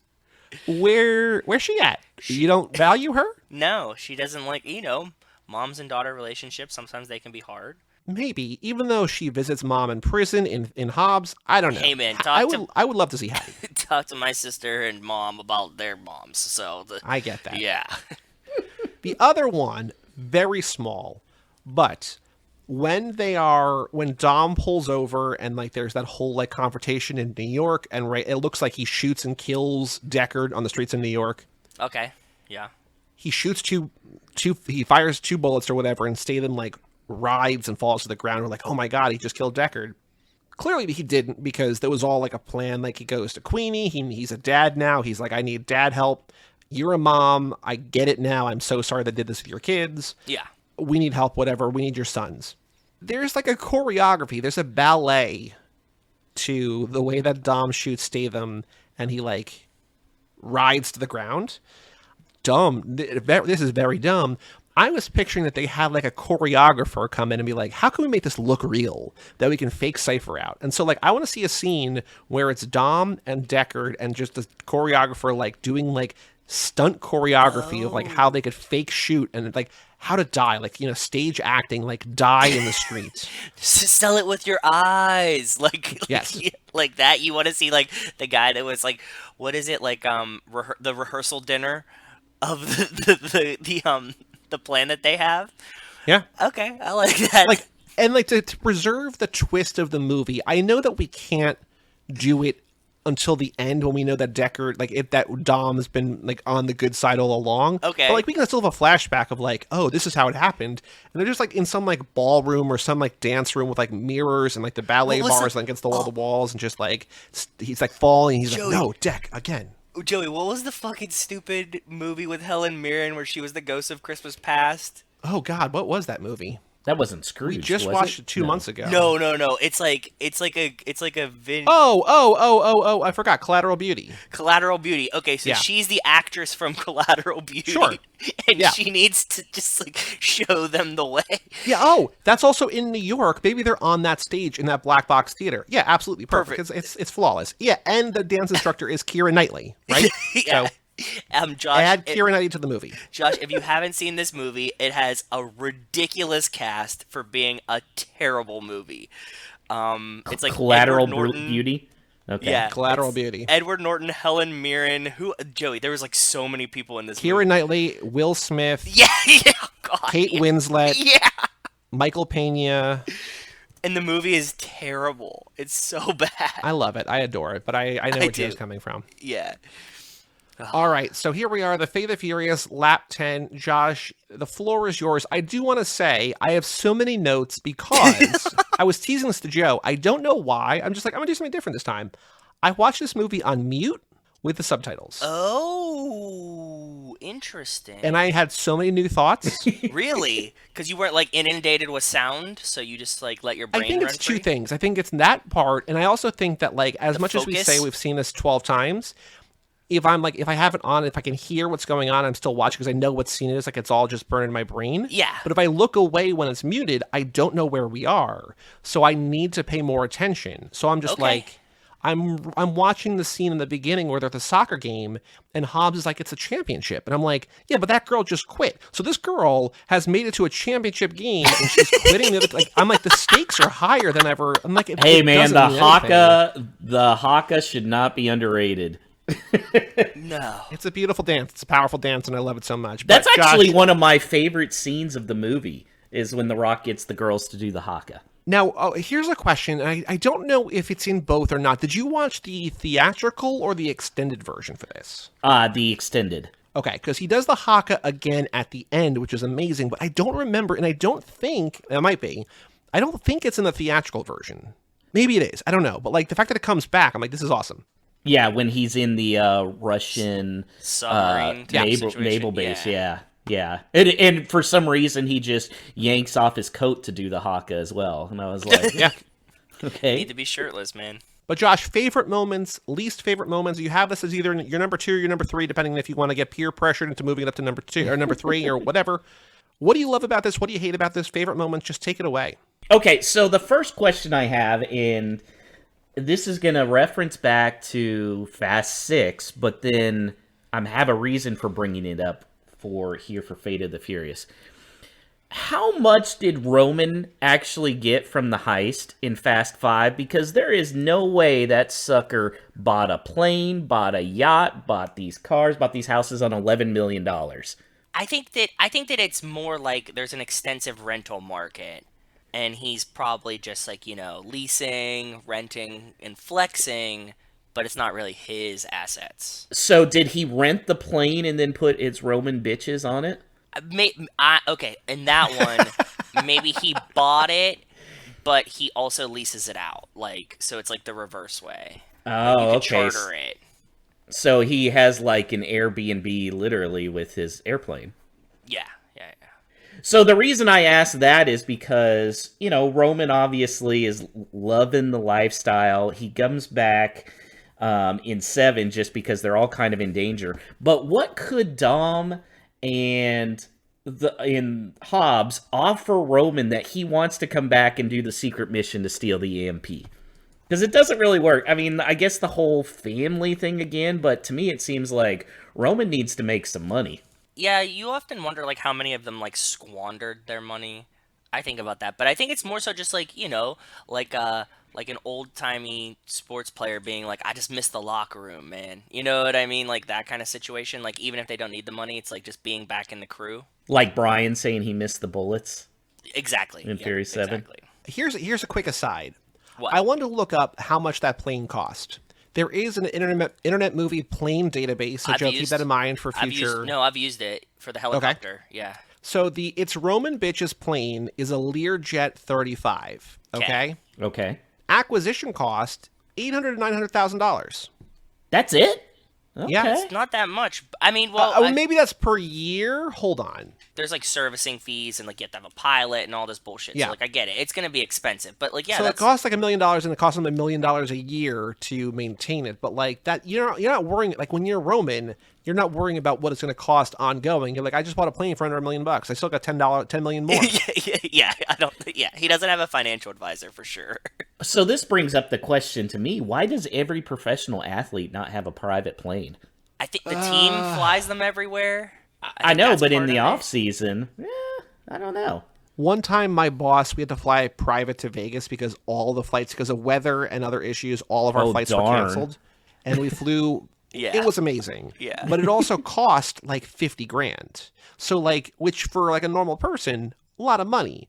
But for an athlete, they can charter. They probably have group rates. They all know a guy who has a plane, right? So. And this is I know just from Pat McAfee, he flies private all the time, but he just charters them. So you just call and you get whatever plane, and they're just in a rotation, and they do all the logistics for you, and you don't have to maintain a pilot, a plane, and a crew, whatever, 24/7. So you right, and that $50,000 was only because it was 5 o'clock in the morning. We're we need a flight in 4 hours. So if you are more in advance, you're hey, I need a plane in 6 weeks or whatever. You can. There's also what was it? There's Uber for private planes or whatever. There's Uber for helicopters, but I don't remember. Well, there's Uber Chopper, but there's you can just you can book a seat on a private jet. That you're not doing the whole thing, so it's kind of defeating the point a little bit. But you're I need to go to Vegas and I want to fly in style. You can pay a couple grand or whatever and get a seat on one of these things. Makes sense, yeah. So you don't think Roman got paid then for this job? Because he brings it up in Furious 7 as well. We are getting paid for this, right? I don't think there was ever money at stake here, right? It was just Dom is doing something weird, so we have to stop him type situation. I think they're just more curious because there was no money in this one, right? I don't think so. I think it's at some point it's one for you, one for them. They know they're criminals and just they're gonna get the law off their back if they do a favor every once in a while. Yeah, that makes sense too. Yeah, that makes sense there. Okay, I'll go with that. Who do you guys think has the best one-liners in this movie? Is it The Rock or Tyrese? Roman trying to read the Russian is so hysterical to me. Because I watched it on with subtitles. I now know how they spell it. Oh, really? Okay, nice. I put it in Zencaster if you want to see it. Hack, slack, lack, smog, Belzac, Marak. I was having a hard time deciding which of those two had the best lines in the movie. There's something about this movie, and we've talked about it before, but the Hobbs stuff is a little homophobic, a little transphobic. He talks about, he uses as an insult, getting Jason Statham to toss salads. He calls little nobody at one point she. There's a lot of things just oh, you know, the franchise started off a little homophobic with like Vince dropping the hard F really early on, but like this is 2017. It feels like they should know better by now. It's just it's a little weird. That is really weird. I never really paid attention. I didn't think about that. Yeah. Well, especially with The Rock in so many Disney movies, and I mean, he's really keeping the image on there. That's interesting. I do think Roman, I mean, Joe knows Roman has grown on me, but Barstow is exotic to her is a great line. Yeah. Really, really great line. But I do love that one too. I really do. You know, Roman just calling out how much he hates Tej when the wrecking ball is coming through there. Yes. Yeah. Which poor Tej, poor Roman, they didn't even tell him the plan. Yeah, I think that's probably for the best though. It seems like you just need like Roman to just be there, not to like know what it is and try to like start. Well, he wants to start delegating. Like he wants to start. He wants more of a leadership role. So it's probably best that they didn't tell him so he couldn't leadership it. Yeah, I think that's good. So another part that I thought was funny was Shaw telling Hobbs how he kicked his ass in the 7th movie. And Hobbs is like, oh, no, I dove out that window to save my partner. Nah, man, you were getting your ass kicked. Let's be honest here. He was kicking The Rock's ass in that one. Yes, he did jump out the window, but I don't know, man. I'd have to go to the judges, but I think Shaw's winning that fight up until then. That is something interesting that, like, Jason Statham kind of does get the better of both of them, which we don't see often, even in, like, the villains and stuff like that. But, like, Jason Statham is a formidable opponent for both The Rock and Dom. Where, like, it never feels like The Rock gives Dom a challenge. Like, you always know Dom will win. Which is funny because Vin Diesel has to step on a step stool to see him face to face in Fast 5. You know, you bring up that scene of The Rock jumping out, of Hobbs jumping out the window to save Elena. I was wondering, and again, this goes back to my hair blindness, I wonder how many sort of casual, or even not even necessarily casual viewers saw Elena on the plane were like, who's that? She hasn't really been around. She looks really different. Yeah, that hairstyle makes her look very different. And so, because the whole thing is like, what would make Dom turn against Letty and the family? And it's like, woman? Who's this woman? Well, what's really weird is, okay, we assume that Cipher shows him the video of her and the kid.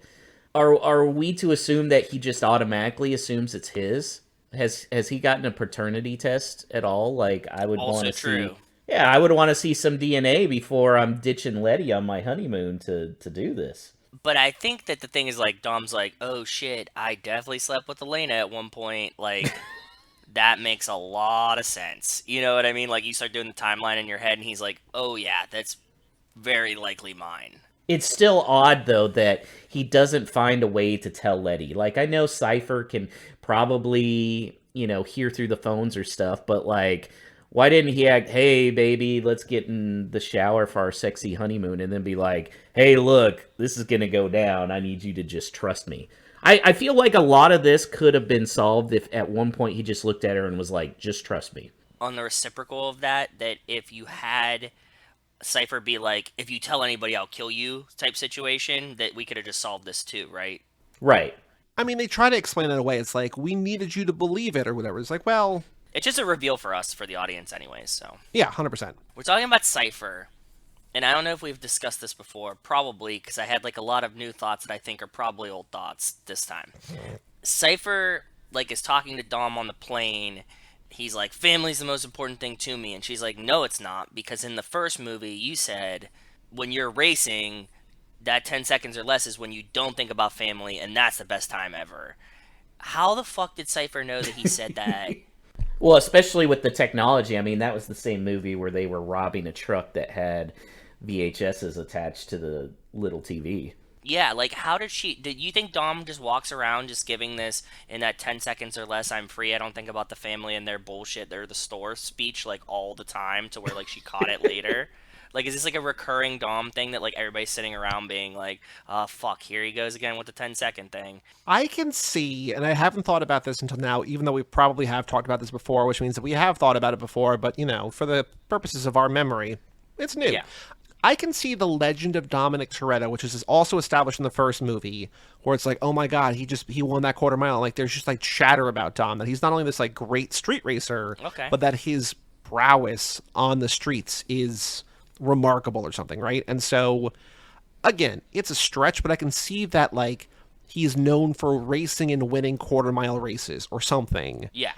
But the way that she says it is also the way that he says it, so yeah, I don't know. It's weird. It was just really, really strange that, like, I can't logic my way into her knowing that he said that.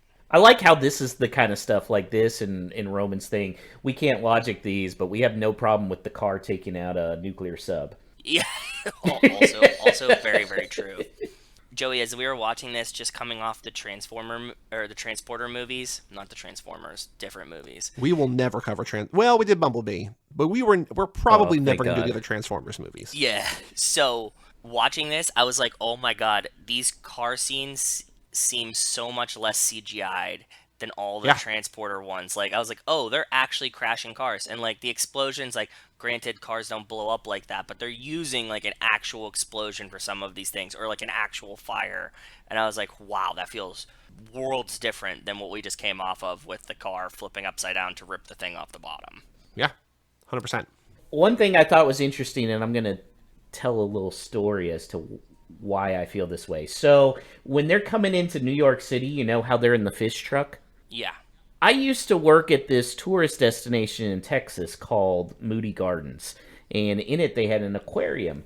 And we would always, I was doing PR for them, so we'd have a lot of media that would come down and they'd want to see the penguins. The penguins are the huge attraction. They had like 40 in there. Yep. And this one reporter comes down one time, and he's wearing a leather jacket. And we're like, dude, I would not wear the leather jacket in there. He's like, why? And it's like, well, the fish smell really just like gets soaked up in your clothes. I mean, that was always the big joke, is we'd have to leave to go home afterwards because we would just smell so bad like fish. And one time I had a penguin just shit on my shoes, like it sucked. And he's like, no, it'll be fine. This will be a good shot. Okay. So he goes in with his leather jacket, does his little piece. And the next time we saw him, we were like, hey, where's your leather jacket? And he goes, I had to throw it away. He's like, the fish smell would not come out of it. So I thought it was funny. They're getting out of the truck, and like most of them are wearing leather jackets. There is no way in hell, because you got to assume they at least were in that truck 30 minutes, an hour, something like that, right? There is no way that fish smell is coming out. Though all those leather jackets are ruined. They go to like a fish market, and the cars are stored there. So like by transitive property, the cars all have to smell like nasty fish too, right? Oh yeah, that's a really good point. Unless it's, I mean, I guess the door in the back that leads to the cars could keep the smell out, but oh yeah, they get in with the leather jacket, and you know those cars have leather seats, and Yep. Oh no, that smells bad. So I saw that, and I was just laughing because I was like, I guarantee you, if they were in that fish truck, even filming it for just a short amount of time, those jackets got tossed. I would like to see, because at the end of the movie, you know, Roman goes underwater, like he's all sorts of issues with his Lambo, and he eventually goes underwater, and he like emerges victorious, right, and saves the day. I would love to see whatever animals, like let's just say penguins, like I would love to see penguins like just following him around. They're like, what? He's like, I don't understand why. They're like, you smell like fish. That's tremendous. That would be great. Dolphins trying to like bite him and stuff in the water. Yeah, that would be pretty good. Yeah, and then they have to take the flight back too from that Russian spot. Do they make him change before getting in the plane? Like, I can't imagine sitting next to him on the plane like, dude, you smell bad. You smell really bad. Even the water, like the dirty Russian submarine water, would be kind of gross, right? So you ever watch like a movie, or like you look at a picture, but like you watch a movie like about like the Revolutionary War, or you like watch, you know, like Barry Lyndon, like Kubrick's Barry Lyndon, or like anything from like 200 years ago or whatever, like set in the 1700s, 1800s, like, and just think about how bad everything smells there. Everyone, everything, the air, everything. Bathing is difficult and only for rich people. Yep. There's no electricity really, so there's no, you know, air conditioning to keep things cool. It's layers on layers on layers. medicine and healthcare are not where they are. Oh, yeah. Everything just smells so bad. It reminds me of like my favorite review on Letterboxd of the Beatles Get Back, that like a 9-hour documentary. Yeah. It probably smells so weird in there.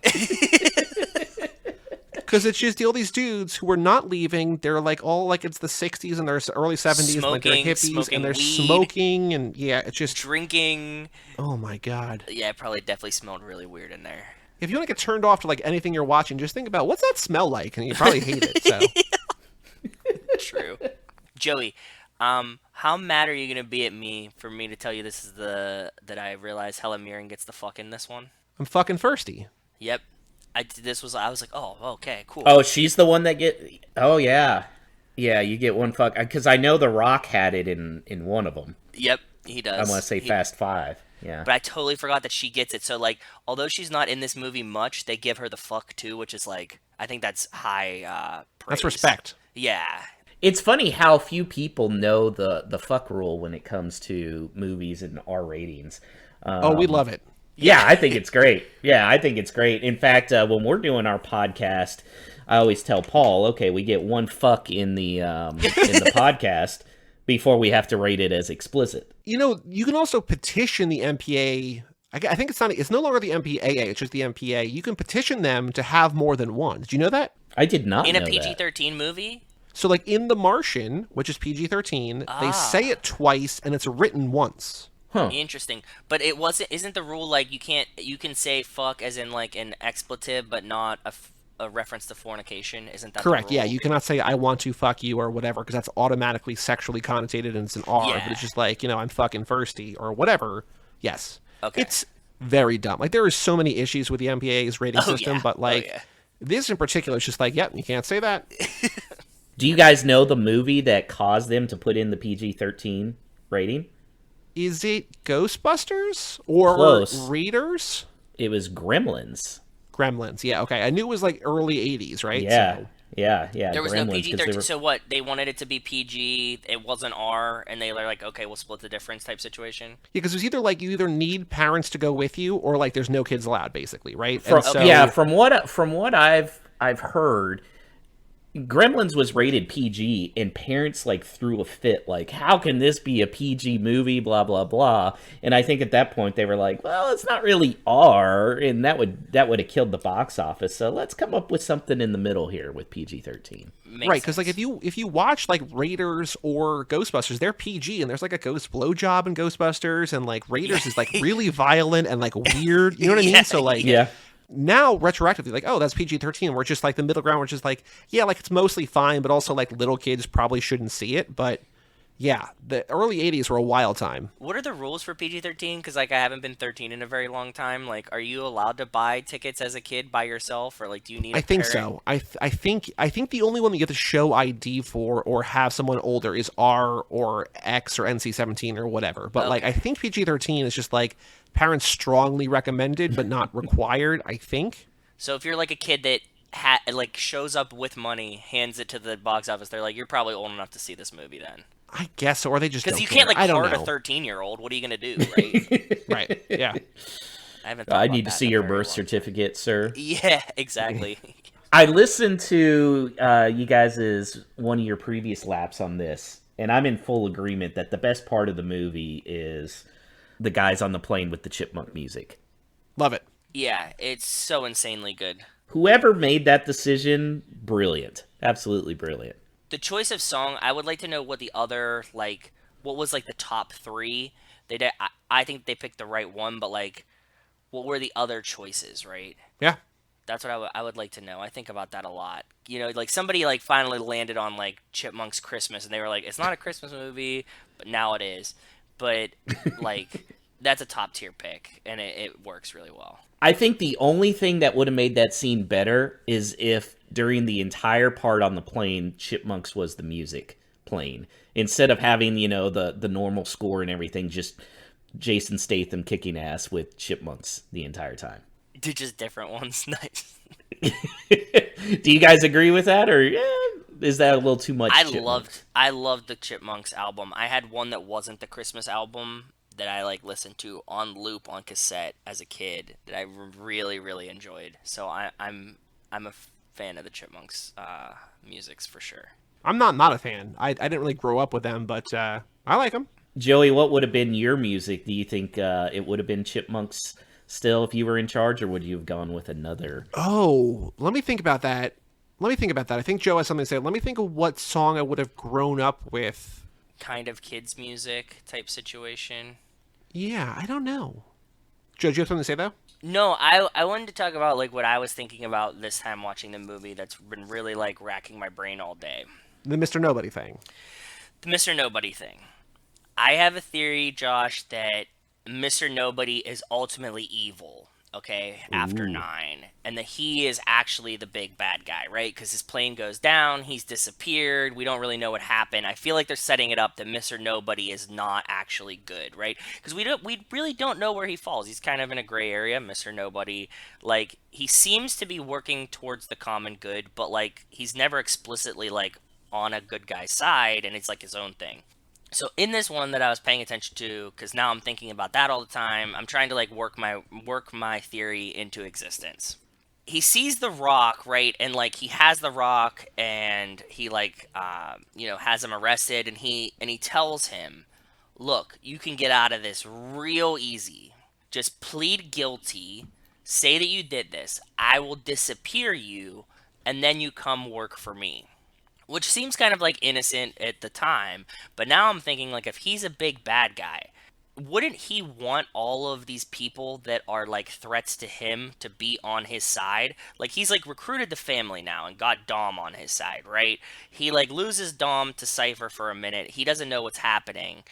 So now he's like, I'll get the Rock on my side, and he'll permanently get him in like an debt to him type situation. If the Rock pleads guilty and says he did this, the Rock can never be in the DSS again. He would have to only work for Mr. Nobody. He's kind of trying to like exile him into his realm of like what he wants him to do, and that's kind of an evil plan. So I was like thinking about this the whole time. I wanted to see like what you guys thought about that, trying to work that into my theory.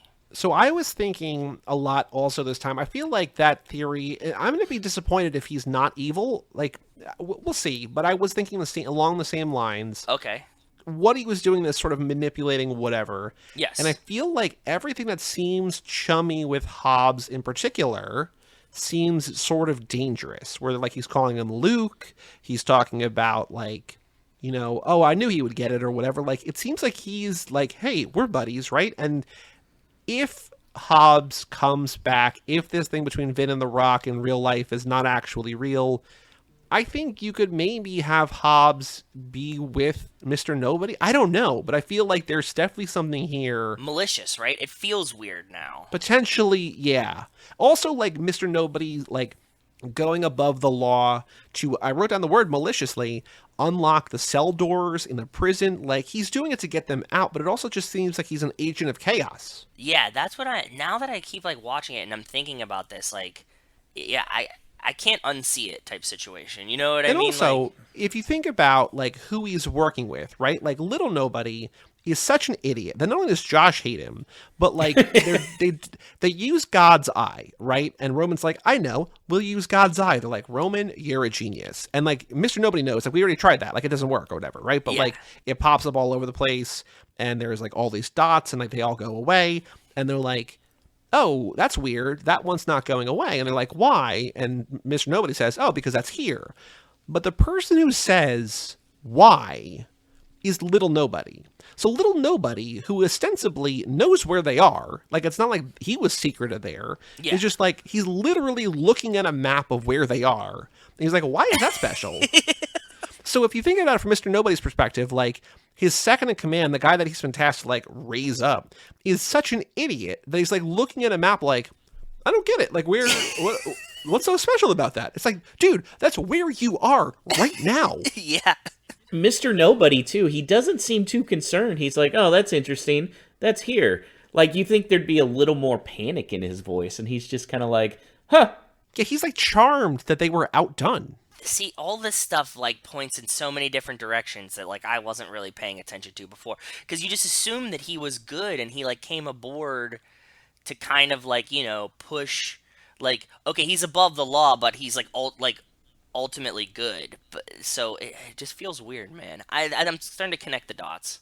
So like things that we've said in past episodes, and I don't know if they were on one that you heard or not, Josh, but like Paul Walker dying in real life, even though the screenwriters say it didn't change the story you wanted to tell, it's like that is crazy.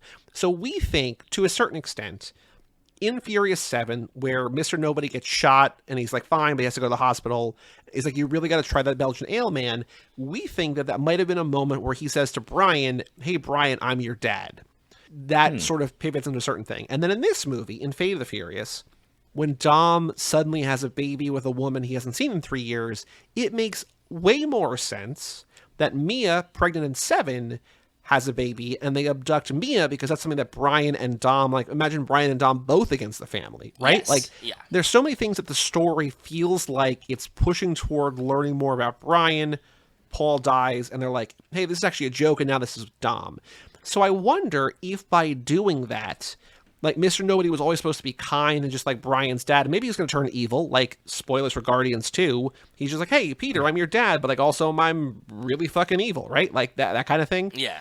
That could always happen, but it feels like maybe by not doing that, they're opening the door to, like, oh, no, he's been evil all along. And it's a very good point, because Brian talks about in Fast 5 how he never knew his dad. So that would go.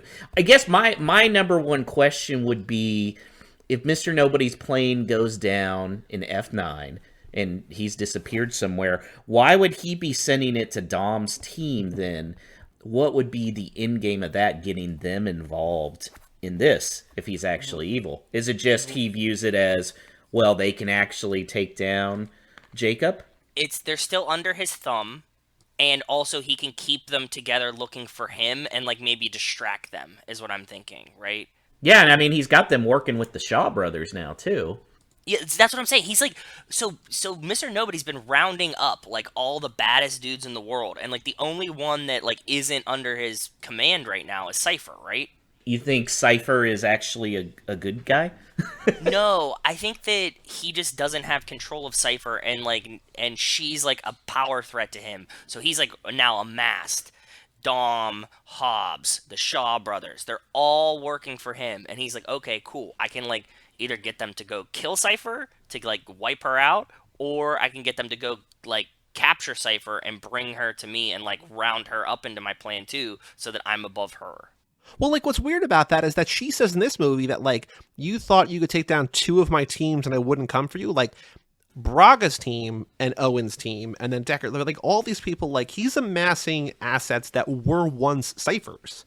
So it's this confrontation again there. So, like, I think that's a good point, too. Yeah. I think what Josh is saying, like, Cipher could be good. Like, if Mr. Nobody is actually evil and that family has to turn against him, like, they might have to team up with Cipher. I don't think that's the direction they're going, but I can sort of see that. Like, is that what you were saying, Josh? That, like, Cipher could be good if Mr. Nobody is bad? Yeah, potentially. It's like, why is he going after her? I could see it, listening to Joe talk, I could see it as a rival.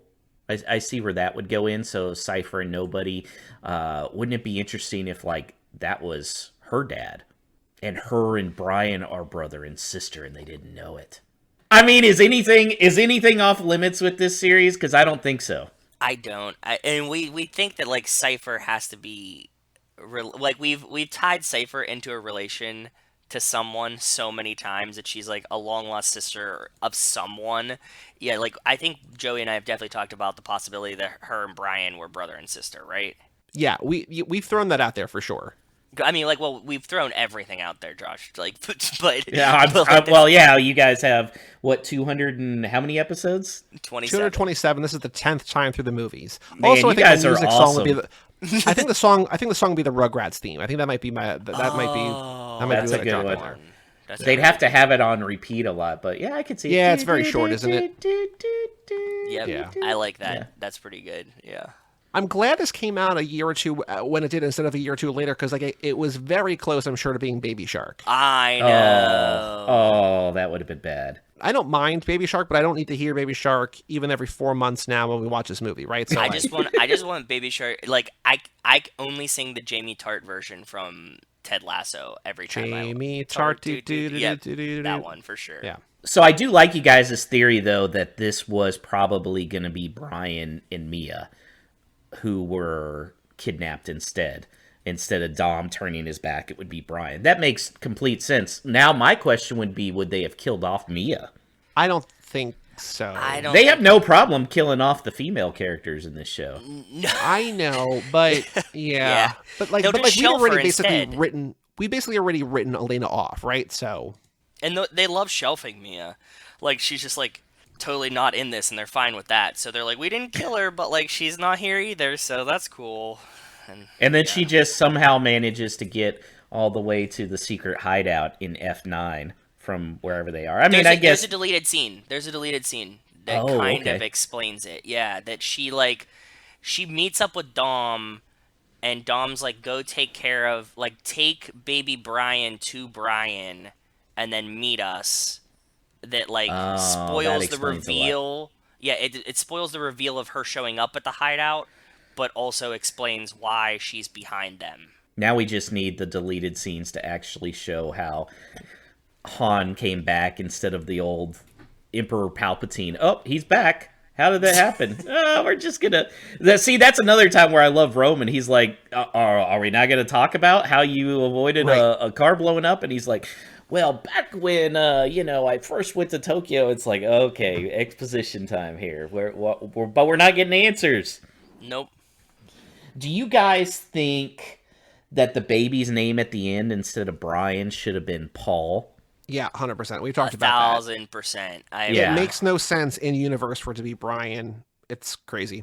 I agree. And why was Owen Shaw not at the barbecue? I think we've asked about that too. I don't know. Unclear. But how did he get out of he's in maximum Well, how did he get off the security? plane? How did anybody get off the plane, right? That too. Yeah, that too. And he had a trach last time we had seen him in Fate at the very beginning. He had a tracheotomy going because that's where his breathing machine was. So I think 7, yeah, for sure. Yeah, the pilot's fine. So I think they just got the plane to land just fine because Owen's in the cockpit with the pilot. Is the pilot just so piloty? He's just like, yeah, man, we'll just land the he doesn't actually work for Cipher. She was chartering flights too.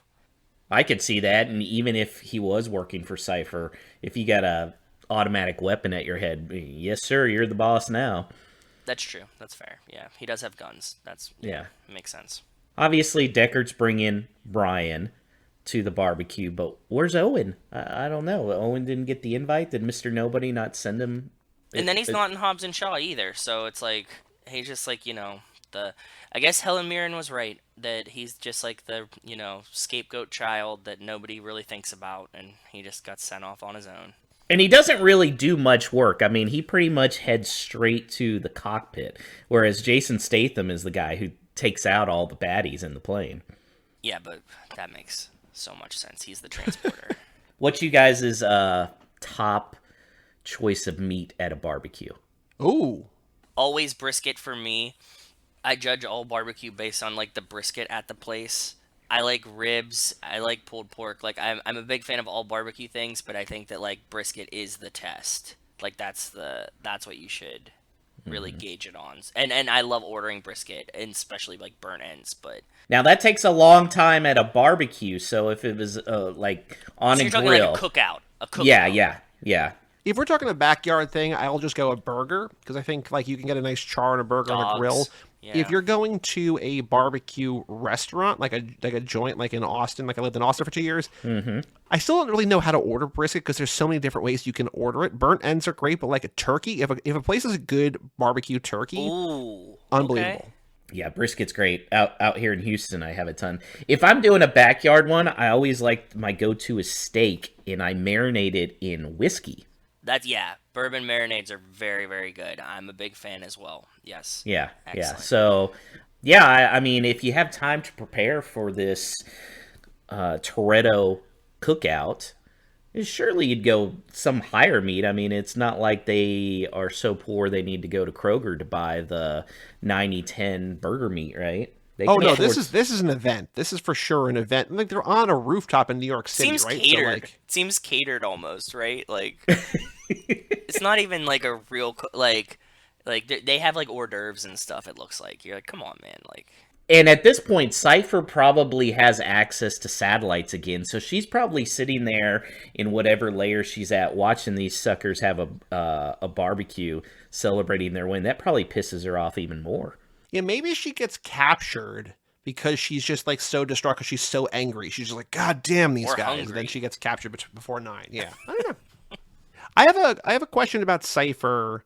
I don't think we've talked about it here, but we see when they show that Cipher, like they explain who she is, and Ramsey's like, no, Cipher's an organization. They're like, no, Cipher's a woman. She's got short hair, and clearly in this movie, as we talked about over and over and over again, she's got the white girl dreads. Yep. Right. Do we think that, because there's a chance that stock image is like 4 or 5 years old, whatever, and she just hasn't cut her hair since, or do we think that the dreads are a weave, and if so, why choose that? Well, she had to blend in. She had to blend in Dawn's honeymoon because we don't know if she just got there but clearly she's been scouting them out a little bit. So to kind of blend in with the locals, she probably went to the local hair place. And so you think she had like long blonde hair, and while in Cuba scouting out Dom, she had it braided? Yes. So she looks like an island tourist, like a girl that shows up on Jamaica and gets her hair done off the cruise ship. So she's only appropriating black culture to fit in while undercover for like a couple days. Yeah, that seems about right. And maybe she put it on and was like, I kind of like this. This is nice.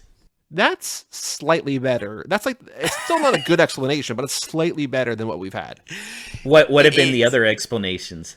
Oh, just that she's co-opting black culture. Like, it's just like, I like to think that, like along the lines of what Josh is saying, is that, like, it is kind of a disguise, and that I'm sure that she has multiple. I mean, we've seen her in 3 different hairdos now, right? The picture, 9, and this. That I think she just needs to constantly change and evolve to just, like, stay fluid. That like nobody can really be like, oh, the chick with the dreads, that's Cipher.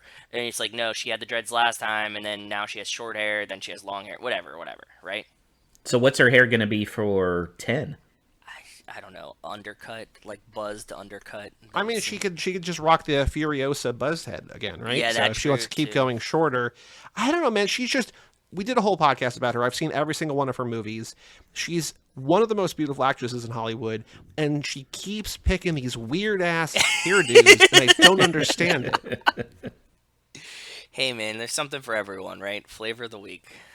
I am not a fan of her hairstyle in 9, for sure. The Karen cut? Yeah, not the best. Not the best for her. I get it.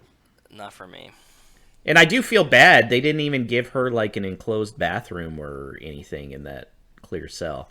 I know that's jumping like, off how does she pee? Nye, but I agree. Or change her clothes. She's changed her clothes at some point. Do you think that Cipher is like modest, or do you think that she's one of these like, I will change in front of anyone? Oh, she's not modest at all. 100%. Okay. Her confidence is just so exuding that she's just like, I can change in the glass box. You guys can look if you want. Well, then she probably like takes names to be like, I'm gonna kill you. I'm gonna kill you. I'm gonna kill you. Okay. Yeah, that makes sense too. I like that. Yeah. What do you guys think was your favorite action piece from this movie? Like just real quick scene. Obviously not like the whole sub thing, but was it? Oh, it's the Cuban Mile. It's the Cuban Mile. The Cuban Mile. And how long is the mile? I think it's a mile. I think it's not, because he says we're not doing a quarter mile, we're doing a Cuban Mile. It might not be, maybe it's a metric system, I don't know. But I feel like Cipher says that Dom's cousin almost killed him with the motorcycle. Is that true? Wait, what? Say this again? There's a line when Cipher is at Dom's car, and he's like, I think it's this thing. She's like, I know, and she's holding the part. She says that, Dom's cousin almost killed, your cousin, or a guy almost killed you with a motorcycle, and you let him keep his car? And I'm like, do we see that? Do we see him almost die? Like, he almost dies because the car explodes, but like, it has nothing to do with the motorcycle. Or did that happen off screen? No, the motorcycles were like, he had got the motorcycle guys to like interfere in the race, and I think that's what she's referring to. Well, when he called him on the walkie and was like, "Take him down." Yeah. Why do you even have that contingency plan? Do you not have confidence that you can beat that piece of junk anyways? It's not when you're racing Dom Toretto. I guess not, since he can, throw it in reverse when it's on fire and still win the race. The last thing that I have that I noticed this time is a thing that, Joey, I think that you will enjoy. When Roman is like, chasing the submarine in his car or whatever, and like he's like gonna go underwater, he's like, I don't want to go swimming. And all I could think of was Call Me By Your Name, and being like, this is the exact opposite of that. Like, not let's go swimming, but I don't want to go swimming. Oh, speaking of Timothée Chalamet, Alex messaged me on Instagram last night saying that he was referenced in How I Met Your Father. Oh. And he's like somewhere in Connecticut. Joe just got really excited and he doesn't know why. Thank you. Are you a Chalamet fan, Joe? I'm a huge Chalamet fan, and I try to put him in all kinds of movies. Like whenever somebody's like, who would you cast as this guy? It's always Timothée Chalamet. What role would he play in this series? I think that he could be like Cipher's henchman. I think he would be like a good second in command to Cipher. What if we had a weird jump ahead and he was little Brian? I could tolerate that too. But I would just like want him to have like a substantial role. I think that he deserves that. Josh, do you have any other thoughts, any other notes, any other questions? Because I have a couple more things, but I want to let you get all your thoughts out before I. Yeah, that's all the notes I had. So I'm curious to hear since you took so many notes on this. Yeah, so we see Letty pick her way out of the handcuffs when they're all around the table, and I just thought of the line that we hear so often in the franchise, I had a life before you knew me. Like, clearly she can, she's been in trouble before, she's gotten her way out of it, but like just seeing her pick her, it's just like, yeah, she's a woman who knows her way around some things, right? So that's pretty cool. That is really cool. When Roman is disclosing his plan to use God's eye, he kind of does the John Cena, you can't see me kind of thing. Like, he doesn't do it like that, but he like waves his hands in front of his face like that. And I'm like, oh, all right, just wait. Just you wait. When they call for backup, they're like, I don't even care. Send in the goddamn Boy Scouts. It's like, can you imagine if they did send in the Boy Scouts? Like, what they would do? Like, we're 12. Like, what are we supposed to do? Like, it's robot cars. We're 12. Yeah. Oh, one interesting thing about that scene. Have you guys seen the new Matrix yet? Yes. I have not, but go ahead. So the new Matrix totally ripped off that scene in Fast and the Furious when they have the cars coming from the buildings, because in Matrix Resurrection, all the people are jumping out the building. Yeah. It works much better with the cars. Yep. Yeah. I think the zombie cars could still be better. I actually kind of like it better in the Matrix than in that, but I think they're both... It's scary to see them just like things falling that shouldn't be falling, right? So yeah. I was a bigger thing is I was sort of surprised at how much of this movie is about parenthood, which I know is obvious because it's the one where we know that Dom is a dad, but Dom recruiting Queenie because of her, like, knowing he can play on her mother role, right? Like, I'm a dad now. I know now what I did to you in, like, attacking, fighting, injuring, sending to prison your sons. I feel bad about that.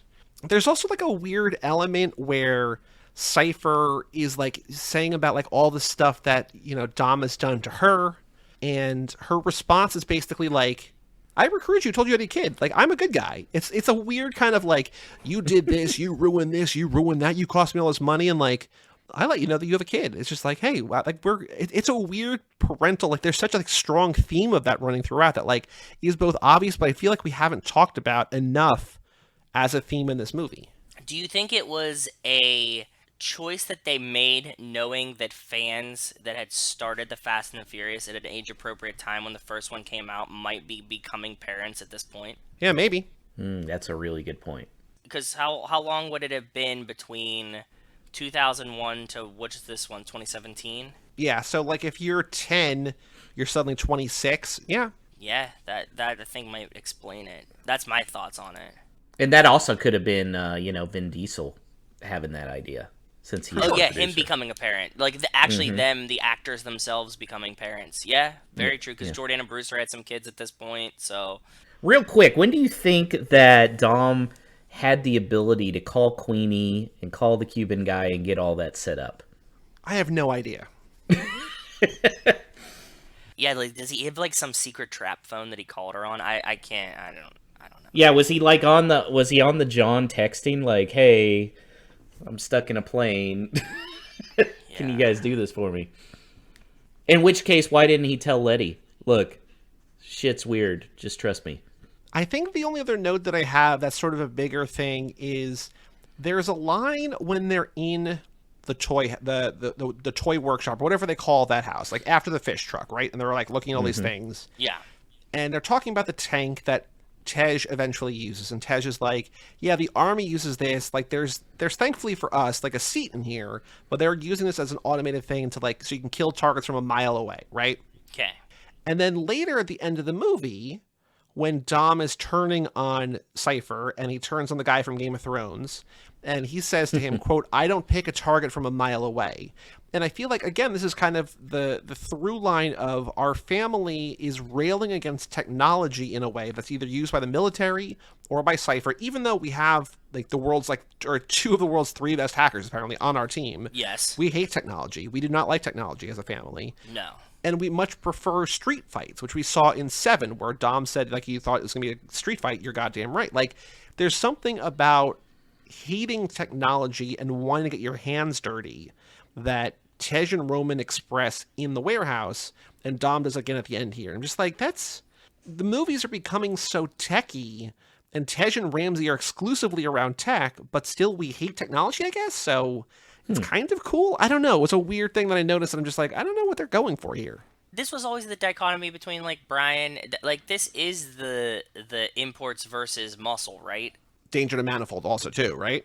Yeah, it's like, you know, like, Dom always relates to, like, the mechanical, like, bits and pieces, I can fix it, and technology is so, like, you know, out there and in the cloud type stuff that, like, I think it's just rehashing that theme in a modern way. Like, because now that we've moved away from cars and stuff like that, it's like technology versus getting your hands dirty, as opposed to muscle cars versus imports. Because especially this movie in particular, where the villain is truly about technology, right? Where it's like I'm hacking, I'm using robot cars. We're against technology, but it just does feel like the whole mile away they use that twice. I'm just like, okay, like they want to get up close and personal. All right, Josh, you ready to play another game? Let's do it. This is called This Ain't No 10-Second Race, a.k.a. Boy Do We Have a Podcast for You.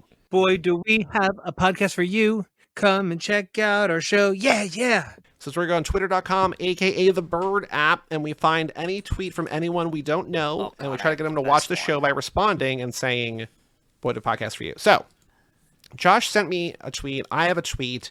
But before we go through the new episodes, we are going to look back at last episode, plus Joe had a bonus one in between. So let's take a look at these. So, our last episode that we played this on for real was Furious.7 with Brian Rodriguez of High School Slumber Party. I found Jordy Hinesweek at Red3 Korat3 watching Fast Furious 7 with my family, and I'm trying to psych myself up not to cry at the end credits. And there's a drawing in MS Paint that either Jordy made or they found online. And we said in Dune, we learned that the spice must flow. In Furious 7, we learned that the tears must flow. Boy, do a podcast for you. And Jordy did not, because even when I said it, I'm just like, this doesn't make any sense. Jordy did not interact. No points. Joe, you found... You found Addie at Goose Me, and I don't know what Addie said, because since last week, they made their account private. They did not block us. Oh, man, we haven't had one of those in a while. It was something about, we also love Tokyo Drift, and then you did the Rick James thing from Dave Chappelle. Yeah. Addie did not interact, so 0 for 2. We haven't had a good closed account, suspended, blocking in a while. It's been a while. Yeah, Josh, there was a streak of like literally 3 or 4 times in a row where like it was almost always Joe would tweet at somebody and like they wouldn't block us, they would get suspended. Like they're just like something like they're just getting into the starting shit on Twitter. So yeah, like immediately, like in the week it took or 2 weeks it took. So you saying Joe is like cancel culture? Is that what you're? Yeah. No, he's just like he's drawn to cancel culture. I think the magnet of it. Yeah.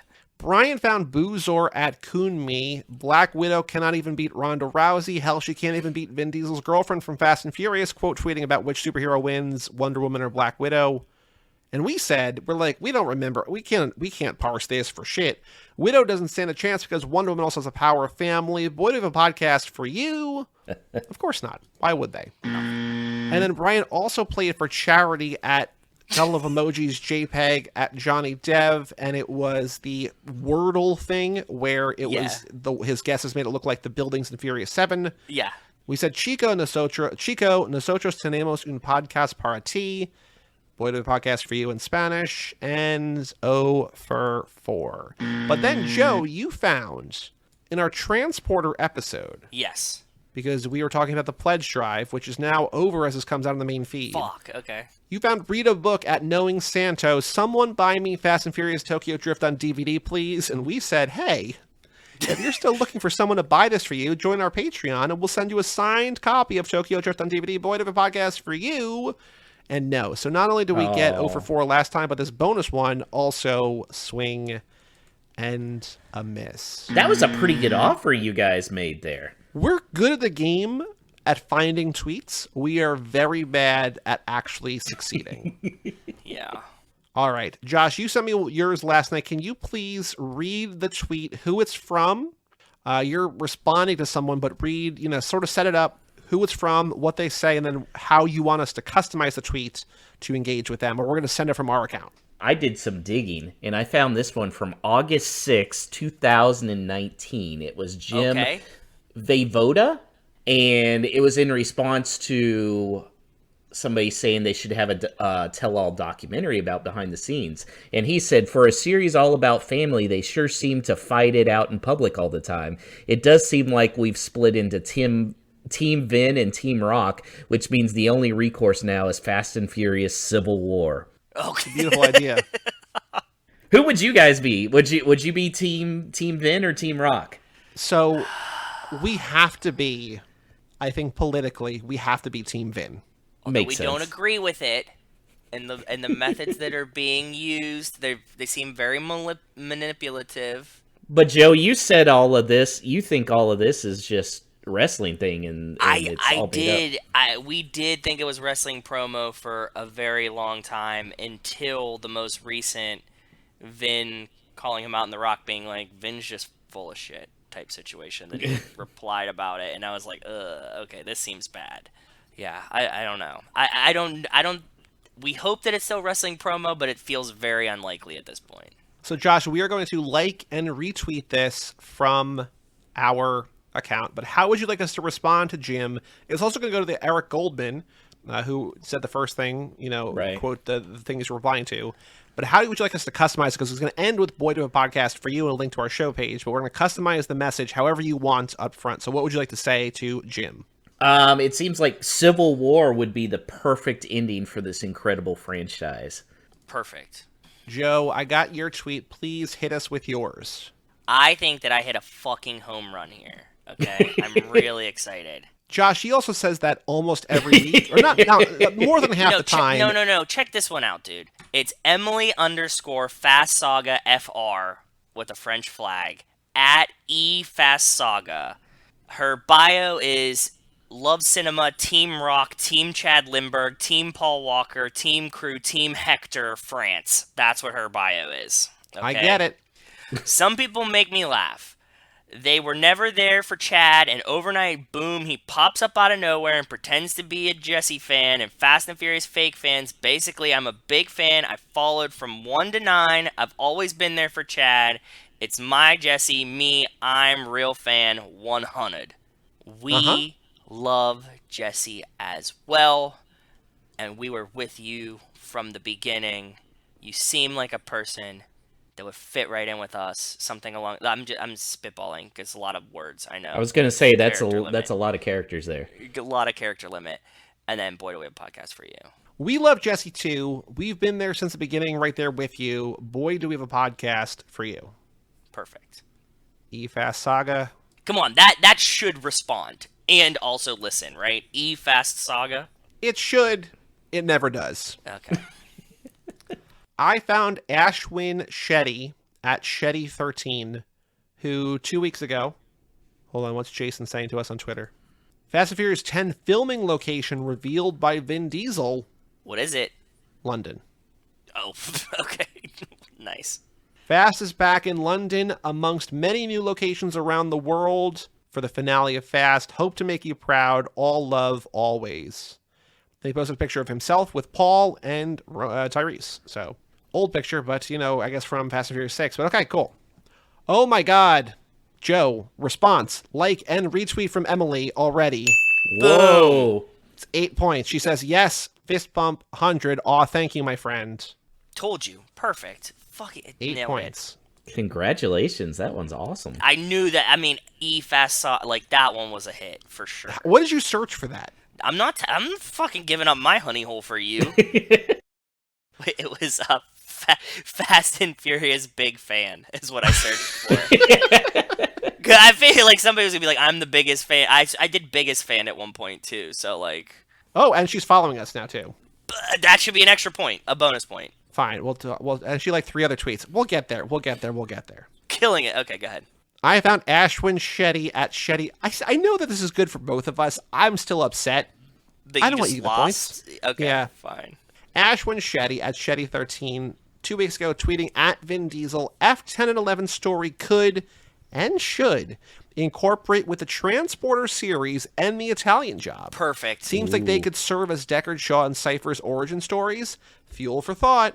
I think we decided that both, Italian Job, definitely, Andy's Handsome Rob, which also means Cipher, possibly, but the Transporter is, Transporter 2 set in Miami. That's Too Fast, Too Furious, so. I like how this Emily girl, her profile, not her profile picture, but her header one is The Rock drinking his tequila. Yeah, it was too good. I just knew that this was, a nice, yeah. So I'm saying... we lost our minds when Shaw said in Hobbs and Shaw that as many was from a previous job.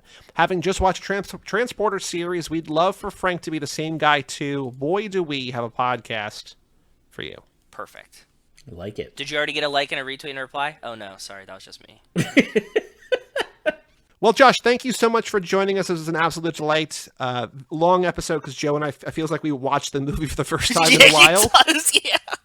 Thank you so much for joining us. No, guys, pleasure was mine. I had a great time. So now you have your own podcast that you have had Joe on, and I'm not upset that I have not been on there because I don't watch the thing that it's about, but please let our listeners know. Joe's talked about it here before. Yes. But what is your podcast about? What is it called? Where can people find it? Our podcast is Whole Lotta Wolves, and it's the only U.S.-based Wolverhampton Wanderers FC podcast. So Joe, too, is a big Wolves fan, and we bring him on usually, we brought you on 3 or 4 times? Yeah, and I'll be joining you guys for the next one, too. So. Yep. So I thought it was a good time for a little cross-promotion, so Joe's going to be on the next episode as well next week. So it's really good. We have a good time. We also sometimes play some games, not only just talking about the game, but like this week's podcast, we had a game as far as who has the best hairstyle on the Wolves squad. Hey, you know what I always say? The dumber the hair, the better the footballer. That's the rule that I live by. The kids with the dumbest hair are the best. So who's your favorite? Sorry, I'm hijacking it now, Joey. Who do you think has the best hair? I think Jose Sa always looks so crispy. That's the goaltender, and he always just looks so clean and like just manly. So I like his hair a lot. It's not the dumbest, but it's probably the best. What's his name? Jose Sa? That's who you? Yeah, S.A. Jose Sa. S.A. Yeah, I'm looking at him now. He's a good-looking dude. Right? He's super handsome, and he's really tall because he's a goaltender, right? So he's really, really tall. So I was like, oh man. See, I didn't let Jose Sa count because I said beards aren't allowed since some of those guys are so young they can't even shave yet. True. So Ruben Neves won hands down this week. Oh, because he got the flow, yeah. Yep. So yeah, you can find us on Twitter. It's WLW Pod, Whole Lotta Wolves, and we have an episode every week. It's on Apple, on Spotify, so check it out. Awesome. And do you want people to follow you personally on Twitter? Because we tagged you too, but I don't know if you want people to follow the podcast or you personally or both or... Follow me on Twitter. I talk a lot of Wolves. I do love movies. So I'm always talking pop culture on there as well. Joe and I have some good conversations, and yeah, I'm also from Alabama, so you will get a lot of Alabama football. Well, Joe, next week we teased in the opening, we have Lock, Stock, and Two Smoking Barrels. It is Lane Middleton's patron pick for this lap. So we're doing that. Have you seen that movie or no? I saw it very, very stoned in high school. I don't think I've seen it since. So Okay. I don't remember much of it. I know that I've definitely turned on that movie before. I can't tell you what happens. I saw it once in college, not stoned. Okay. And I remember it's a Guy Ritchie movie. It's Jason Statham is in it. It's a bunch of like hoodlum, gang guys, bank robbers in London or England somewhere. And it's sort of like not a prequel to Snatch, but Snatch is like the same characters, I believe, or same kind of world I love or whatever. Snatch, and I've seen that a million times, so I'm excited to watch this movie. Yeah, we're not covering Snatch this lap, but Lock, Stock, and Two Smoking Barrels next week. And then, of course, after that, we're going to Hobbs and Shaw. But Lock, Stock, and also just now out on the Patreon before this is Transporter 2. So if you want more episodes, toofast2forever.com. But for all things Too Fast, Too Forever, you go to cageclub.me, facebook.com/toofast2forever, or at toofast2forever on Twitter and Instagram. Email us, family@cageclub.me. Check out our Patreon page at toofast2forever.com and our store at toofast2forever.shop. And come back next week as we talk about Lock, Stock, and Two Smoking Barrels. I'm Joey Lewandowski. I'm Joe, too. And that was Josh Buckley about a Whole Lotta Wolves podcast, and we'll tell you all about it